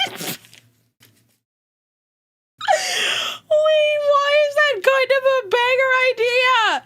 Where only bandit suspended players can participate, where they would only be qualified if other players noticed that they were cheating and not the judge. A tourney where the cheating skills would be almost as important as your magic playing skills. Wait, if they do a tournament like that, can I commentate? That would be so freaking funny. That would be so funny. The Cheat Olympics. The problem is a bunch of players who are banned or sexual harassers. Make it so no women should be allowed in the building. That if they do something like this, keep the women safe.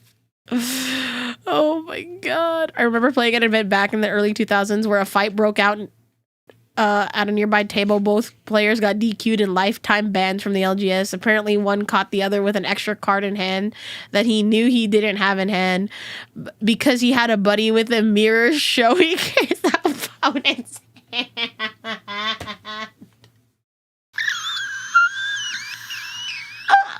What is wrong with these people? What is fucking wrong with these people? Hello? Why are we doing that? He only caught the cheater because he was cheating himself. That's insane work. Hey, sexual harassers could be gay. That is true. That is true. That is actually fucking insane. Oh God. These people really are sending me.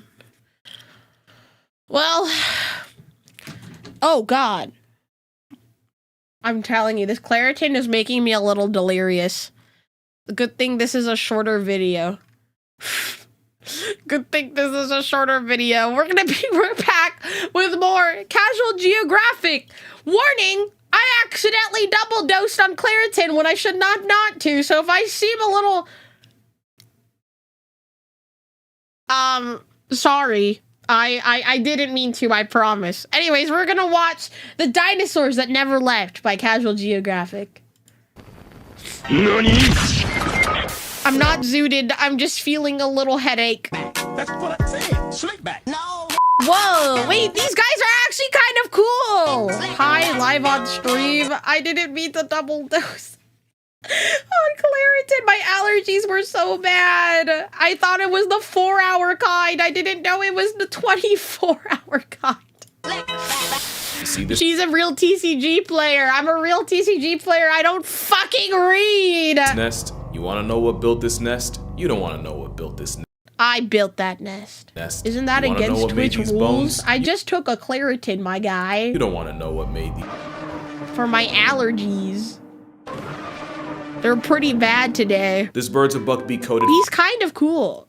me to my mental stability. The harpy eagle is a homicidal hippogriff with the jungle census on its hit list. And a big reason is harpies having the largest claws of any bird. Not only do they have vice grip talons that could comfortably dap up a grizzly bear's paws, they say Being getting gripped by high? them is like getting caught in a Yeah, Rottweiler. I don't think you're allowed to do that on Twitch. I don't think so. I just have a headache. That's literally all I have. Jaws, It's like a they're very the national mild bird headache. of Panama, but you finna be Panama. I'll end stream after this. Miming once his Jurassic reject takes your breath. I think birds are awesome.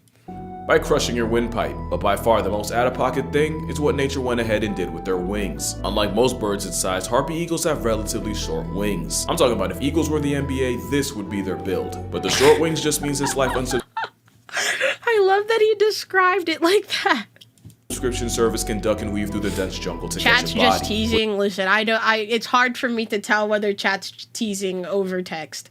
Which also means there are very few things alive in the Amazon that a hunting They're harpy beautiful can't pack up, birds. from monkeys and sloths to armadillos, snakes, and porcupines to other predators Oh. like ocelots and foxes. They'll also Rest body in other birds like parrots, pepperoni. and they'll even murk other raptors like vultures. But then, what even is a raptor? The answer might just surprise you. Raptors are what most people might call birds of prey, which is already a problem because there's Is plenty it of wrong that I have thought about, I've seen an owl before and I'm like, what if I just grabbed him and put him in my home and domesticated him? other birds that'll have you praying. So the raptor's had a get kept to the birds with all three. A sharp hooked beak, a Jurassic-style pedicure and talons, and an OP sense of sight. So without a hooked beak but webbed feet, the demonic garbage chute misses the cut. Chronic Crash Out the Canada Goose doesn't sit at the raptor lunch table because if it did, it probably would have seen that coming. But the whole raptor thing's a pain in the prostate, and it's because raptors, they're basically cats that can fly. You remember the cat video I made and how insanely convoluted the names got? Like how a black panther isn't actually an animal, a cat called a panther isn't actually a panther, a snow leopard is genetically closer to a tiger, and how a cougar pushing 220 ain't I just love cats. Here, my cat's right here. I wonder if she'll meow for you guys. Did you guys hear it? She had a little meow. Hi, Marshmallow. I'm holding her. I love my cat. I love you. I love you. Please live forever. Please live forever. You're not allowed to go. You are only allowed to stay with me forever. She's like, mother, let go of me right now. cat, but a cat barely a $110 is. Raptors are low-key the same, where the name raptor doesn't describe a family reunion, but like Black Panther, raptor is more like a description. But I'm gonna get to that. Now, the other problem with raptors is that nature basically bamboozled them. Of course, the ability to fly is broken, but it comes with hollow bones. Now, hollow bones aren't to keep the bird light enough for flight. It's more that pneumatic bones are filled with air and so give extra oxygen to fuel their flight. But it also means a broken bone is a career-ending injury for an avian, and as hunters, they run the risk of getting folded by their own prey. The compromise is, raptors have some of the most heinously creative ways of confiscating consciousness, revoking your existence. Whatever you want to call it, the bird of prey hunting strat is straight out of the pages of a mob boss's torture diary. And we can start with the secretary bird, aka Jurassic Park in yoga pants, named after the fact that, like a secretary, they'll connect you to the big boss upstairs if you give them the chance. They cancel prey by kicking them in the head until they flatline or just lie flat, and their usual targets kind of are savage. snakes. The combo of delivering love multiple that. kicks in a time it That takes is so to blink, cool. and how disrespectful Just keep kicking them into the ground until they die. Oh, they can't breathe anymore. Respectfully accurate they are. All adds up to a 6-piece serpent assault where they spam a That river poor dance on a snake. snake's skull Is that a fake snake? caves in, leaving the Is snake this a out of real order like a snake? reptile dysfunction. You gotta hand it to them. That's pretty metal. Actually, you should do the opposite, since the Kung Fu crane can apparently shatter the bones in a human hand. And it's not just snakes. Secretaries will go after They're things like so cheetah cubs and beautiful. baby Those were gazelle. real? I think now's a good time Oh, to mention they can be an no. honest 4 feet tall, with a thigh gap no less. As you can see, they're liable to Hey, violate I like snakes thigh and beauty gaps. standards, all while being one of the few birds with 2 pairs of wings, no Red Bull. This high-stepping battery charges with all the smoke, literally, because they'll gather around brush fires just for the opportunity to murk any small animal running for its life. Don't let the pretty privilege distract you. It's an African assassin chicken and thigh boost dressed like a recently divorced mother of 3. And they're not the only ones, because I'll be honest, I low-key forgot this bird existed. This is a Seriama. It's basically a Latin secretary bird, but the real family tree flexes they're the only living relatives of terror birds. Yes, those terror birds. They might be less vertically gifted at less than 2 feet I tall, like but those instead of kicking, guys. Seriamas rather body slam their prey to death. The dinosaur time forgot will grab prey and slam them into the ground or against a rock. Repeatedly. They'll spam suplex as many times as it takes for the bones to break. And if you're too big for all that, they'll use the same simple claw their prehistoric cousins use to hold down prey and dead disembowel already, it alive. dude. So if you get targeted by a Seriama, you'll He's either dead get already. the Hope to Loki treatment, except from a travel-sized terror turkey, Dude, he's like the Hulk. eviscerated and violated while pinned by a weaponized toenail, or just swallowed clean like a vorophile's wet dream. So far, Hold we up, have a Marshmallow cursed wants to leave my office, and I will let her leave if she wants to go. Go, my sweetums. Okay. Stomping aggro bird and a mob boss build and terror bird final form. And we're just getting started. This is a kite, and before you ask, this was named after the bird, not the other way around. A kite is like the forgotten little brother of eagles and hawks, and like a kite, they catch bodies by hovering above the ground and waiting for movement so they can swoop down and snatch it. I believe kiting is the Not very expression. They're low pretty cool. They use profile, many but of the insects okay. that make life slightly less worth living. The 17-year cicada parade is basically their Super Bowl. Like the secretary bird, they too will gather around grass fires, and any animal trying to run from the smoke gets ironically cooked. But Australian black kites take it a step that's felony horrible. by carrying burning twigs and dropping them on patches of grass. An act of avian arson that got them another name. Firehawks. Apparently this is Wait, nothing that's kind new, of a with sick records of them name. stealing brands from indigenous cooking fires and dropping them half a mile away. There have even been scientific records of them dropping bread into water to bait small fish. And if it wasn't for this clip, I probably wouldn't believe it. You'd think an aerial arsonist airdropping inferno in a country that has up to 60,000 wildfires a year would immediately get blacklisted. But no, black kites are protected because once again, of course a felon with wings is above the law. They're also banned in Boston, but only because we all know Boston can't stand the heat. Now I have a whole video on owls, so I'm not going to talk too much about them. But this is the start of what I was talking about, because you normally expect a raptor to be related They're to very beautiful birds. other raptors. Instead, the owl's closest relative looks like a Muppet flashlight. That is actually very, very horrifying. Flashlight. What does that? Oh, I can't say that.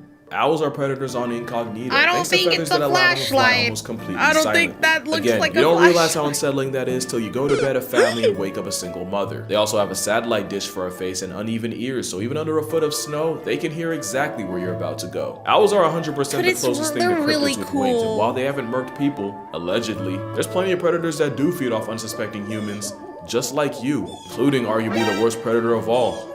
Data brokers. There's a lot of data brokers that feed themselves by collecting your personal Oh, here we go. Ad incoming. information and selling it to the highest bidder. And it's deeper than selling your browser history to companies wanting to know what to sell you back. Some insurance companies will team up with brokers and actually raise your rates based on what you put out online. Cyber criminals can steal personal info like your social security from a broker. And if you've ever gotten one of those robocalls, This is horrifying. I don't want to to think about any stealing of information.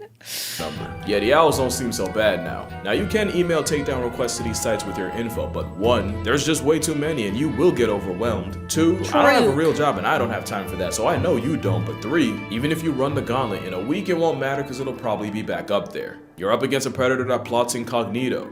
So it's only right that you defend yourself with Incogni, because Incogni will scan the recesses of the internet for your personals and submit takedowns on your behalf. And if a company pushes back and refuses because Honestly, why wouldn't they? Incogni won't let up, and they'll keep checking to make They sure you will don't get keep put back in the being system. And annoying. assuming you survive the aneurysm of finding out just how many people have your information, you can rest easy knowing Incogni basically puts you on a whitelist against predatory brokers. The number of victims of data breaches has gone up over 40% in the last few years, and if you don't want to be a statistic, make sure you go to incogni.com/casualgeo and use the code casualgeo for 60% off an annual plan to guard your private data. Because believe me, if you knew some of the places your info is right now, your head I don't want to think about it, brother. Kind of like, wait for it.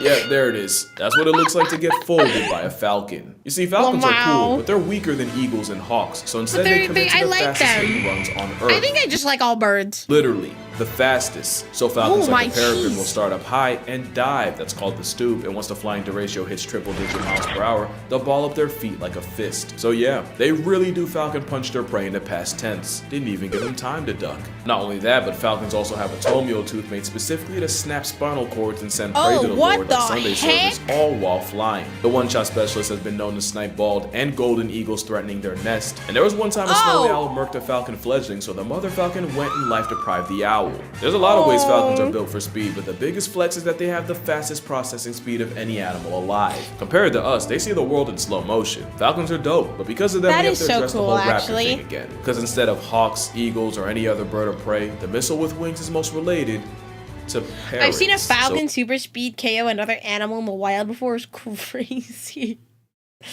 Oh god, hello. Again, raptors in the family name, most of them aren't even closely related. But there are a lot of falcons, like the American kestrel. I like them because they're pretty. They are very pretty. The colorway they are very tiny. They also factory reset prey by stabbing them in the back of the head with that tooth, but you can't deny this psychopath's cute. The black-thighed falconet is the smallest bird of prey in the weight class of a sparrow, yet they also find a way to pack up other birds. The pygmy falcon is a nest pirate that often shacks up in the homes of weaver birds. Normally it's a good gig with the pygmies underestimate the size of birds, got it. Snakes and lizards. But sometimes they'll switch up and kill their weaver bird roommates, so there's that. But there's another falcon that might just be the biggest bird off of all, and it might also be the most underrated. Next to bat is the caracara. The caracara is a black Air Force parrot. Unlike every other falcon, they'd rather handle business on the ground. They live on honey badger timing, since they'll pull up to a carcass and bully bigger vultures out the way. The crested caracara is a special kind of klepto. They'll straight up mob other birds like pelicans and press them into vomiting their lunch so they can have it. Striated caracaras and the falcons are a Pennywise level threat to minor safety. You know, raptor comes from the Latin word to seize or take by force. That's what this avian Amber Alert lives by. Caracaras will also link up with each other and form gangs and have honest to God turf wars. Even back in the day, they were on Darwin's radar. In 1830, he mentioned how curious they were, but also how annoying it was to live around a bird that'll steal anything that isn't nailed down. Turns out this affiliated delinquent Hey, they're smart birds. I can't even sit here and blame them. They see free stuff, they're gonna take it. Caracaras are if the peregrine falcon and the secretary bird had a baby, but it was adopted and raised by crows and tutored by the key on weekends. Just an overall underrated menace of a dinosaur, but also a hyper-intelligent, talented opportunist. Actually, I take that back. Vultures might be the most underrated. People assume something with the feeding habits of a casket is a pushover, and they do get their cookies taken by other raptors. But vultures very much can be about that life too, especially since black vultures often won't wait for an animal to expire. They'll put weak, sick, or young animals on a shirt. Some farmers know all too well. Sometimes they'll wait for a cow to give birth just to jump the newborn and return the sender. Sometimes they won't even wait. They'll move actually. Oh my god, that's horrible. And act like the world's most malicious midwives. Getting violated by vultures means eyes gouged out, tongue torn off, and they'll even break through the back door. Basically the booty warrior of birds, but unlike boondocks, this one's protected by law. From a surgical psychopath to a scavenger. Yet a bearded vulture eats almost nothing but bones, and they've even been known to swallow ones nearly a foot long. But once in a while they'll go after the living, sometimes in the form of airdropping a tortoise hundreds of feet to feed on the insides like a piñata. You know, mountain climbers were so spiritually disturbed by the beardy, they called it the bird of Satan. To be fair, they have a sclera ring around their eyes that fills with blood when stressed and makes their eyes turn bloodshot when running a fade. The Grim Reaper's War King with a whole showering gun activated. I don't blame him, that is demonic character design. Also a bearded vulture that is horrifying, with a turtle but shell kind to of the head cool. with Mario Kart, which sounds fake, but keep in mind, there's a woman walking around with scars from breaking a porcupine.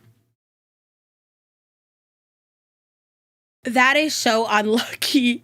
That's actually so unlucky. By its fault, RNG can be a real ass. Oh, that True. you still can't show me a Wait, bird this with one's so harpy eagles cool. aura. We already mentioned the life-canceling claws that could probably crush your skull, which is why harpy eagles have a prey list of over 116 species. And that That's includes putting other kind raptors of like a lot. Seriamas and vultures on shirts. Don't think for one second nature came out with this and stopped there. Run, The African crowned run, eagle is run basically the harpy of the away. motherland. Same survival-revoking claws, and same short wings to make it a menace to monkey kind. And they're the only raptor to allegedly see people as prey, with reports of human child remains in nests and the infamous tongue child That believed is to have been horrible. packed up by an African crown. Honestly, any continent I outside only of follow Penguin has short at least one of these VTubers. eagles. Brother, you better unfollow right now. I'm 5'11". Australian wedgetails go after kangaroos and dingoes, and their territorial. I swear, this is like the 5th account that has like within my like my streaming career that has that almost exact name. Paid $1,000 drone on site. There was one time a wedgie fought a helicopter and won, past tensing a pilot in the process. R.I.P. The North American Rest golden in eagle has a pepperoni. list of prey in the 400s. But really, their claim to fame is how they'll give goats a first-class my flight to the Jesus. gulag with no return trip. I'm sorry, this is so disrespectful. Look at this animation. fucked He gave him an NPC death, gave him nothing but time to reflect. There's the Philippine eagle, which honestly mogs the out Hey, putang ina mo. of everyone for no reason. But there might not be a bigger flex than the stellar sea eagle. You know, if this wasn't on camera, nobody'd ever believe you. It's one of the heaviest eagles on Earth with an 8-foot wingspan. It's an oppressive force That in is so feather face cool. that's apparently been seen carting off seals. Clearly the meteor told him to take a sick day, cause dog, you're not telling Look me at this picture. He was ready for picture day. that's not a dinosaur. And low-key, they might go the same way. For all the harpy hate I was talking, there's no recorded case of a harpy eagle killing or even attacking a human. In fact, it's them not being afraid of humans that can get them put on a shirt by poachers. Add habitat destruction, and if raptors like them aren't endangered, they're at least in danger of being endangered. Which is why you got places like the Raptor Trust in Millington, New Jersey, looking after all kinds of birds from Aw. Ollie the kestrel to Virgil Shout the out turkey to those vulture. guys. They got couples too, like Mariah and Thor the golden eagles. They're mad Aw. cute together. And of course, the symbol of America, Colonel and Uno. Uno because of the whole one wing thing. And even though Aw. they're technically not raptors, I even met Ray the Raven. You know what's crazy? He's in a cage, and he's in a relationship with another wild raven. Like, he'll even sneak food between the bars of his cage for her. You know what's crazier? Oh, wait, His that's girl kind has a of whole romantic. nother family in the wild. I usually don't rock with home wreckers, but I'm rocking with Ray. But like I said, my favorites were definitely the owls, especially this barred owl named Those probably would have been my favorites too. Sunny. I think he liked me. Although the vultures gotta be a close second, since they'll literally walk up and follow you around like a puppy. Oh, this isn't sponsored, by the way. I just had a good time and wanted to shout them out. So if you're ever in the area, the Raptor Trust in Millington, New Jersey, 100% recommended. But that's gonna do it for this video. Drink water, hug your mother, forget that. Shout out to Incogni for sponsoring this video. Shout out to the Pigeon Paralysis Demon for sponsoring Imagination. And I'ma see y'all in the next one. Wow. Oh, no. Keep the cat safe. Keep it safe.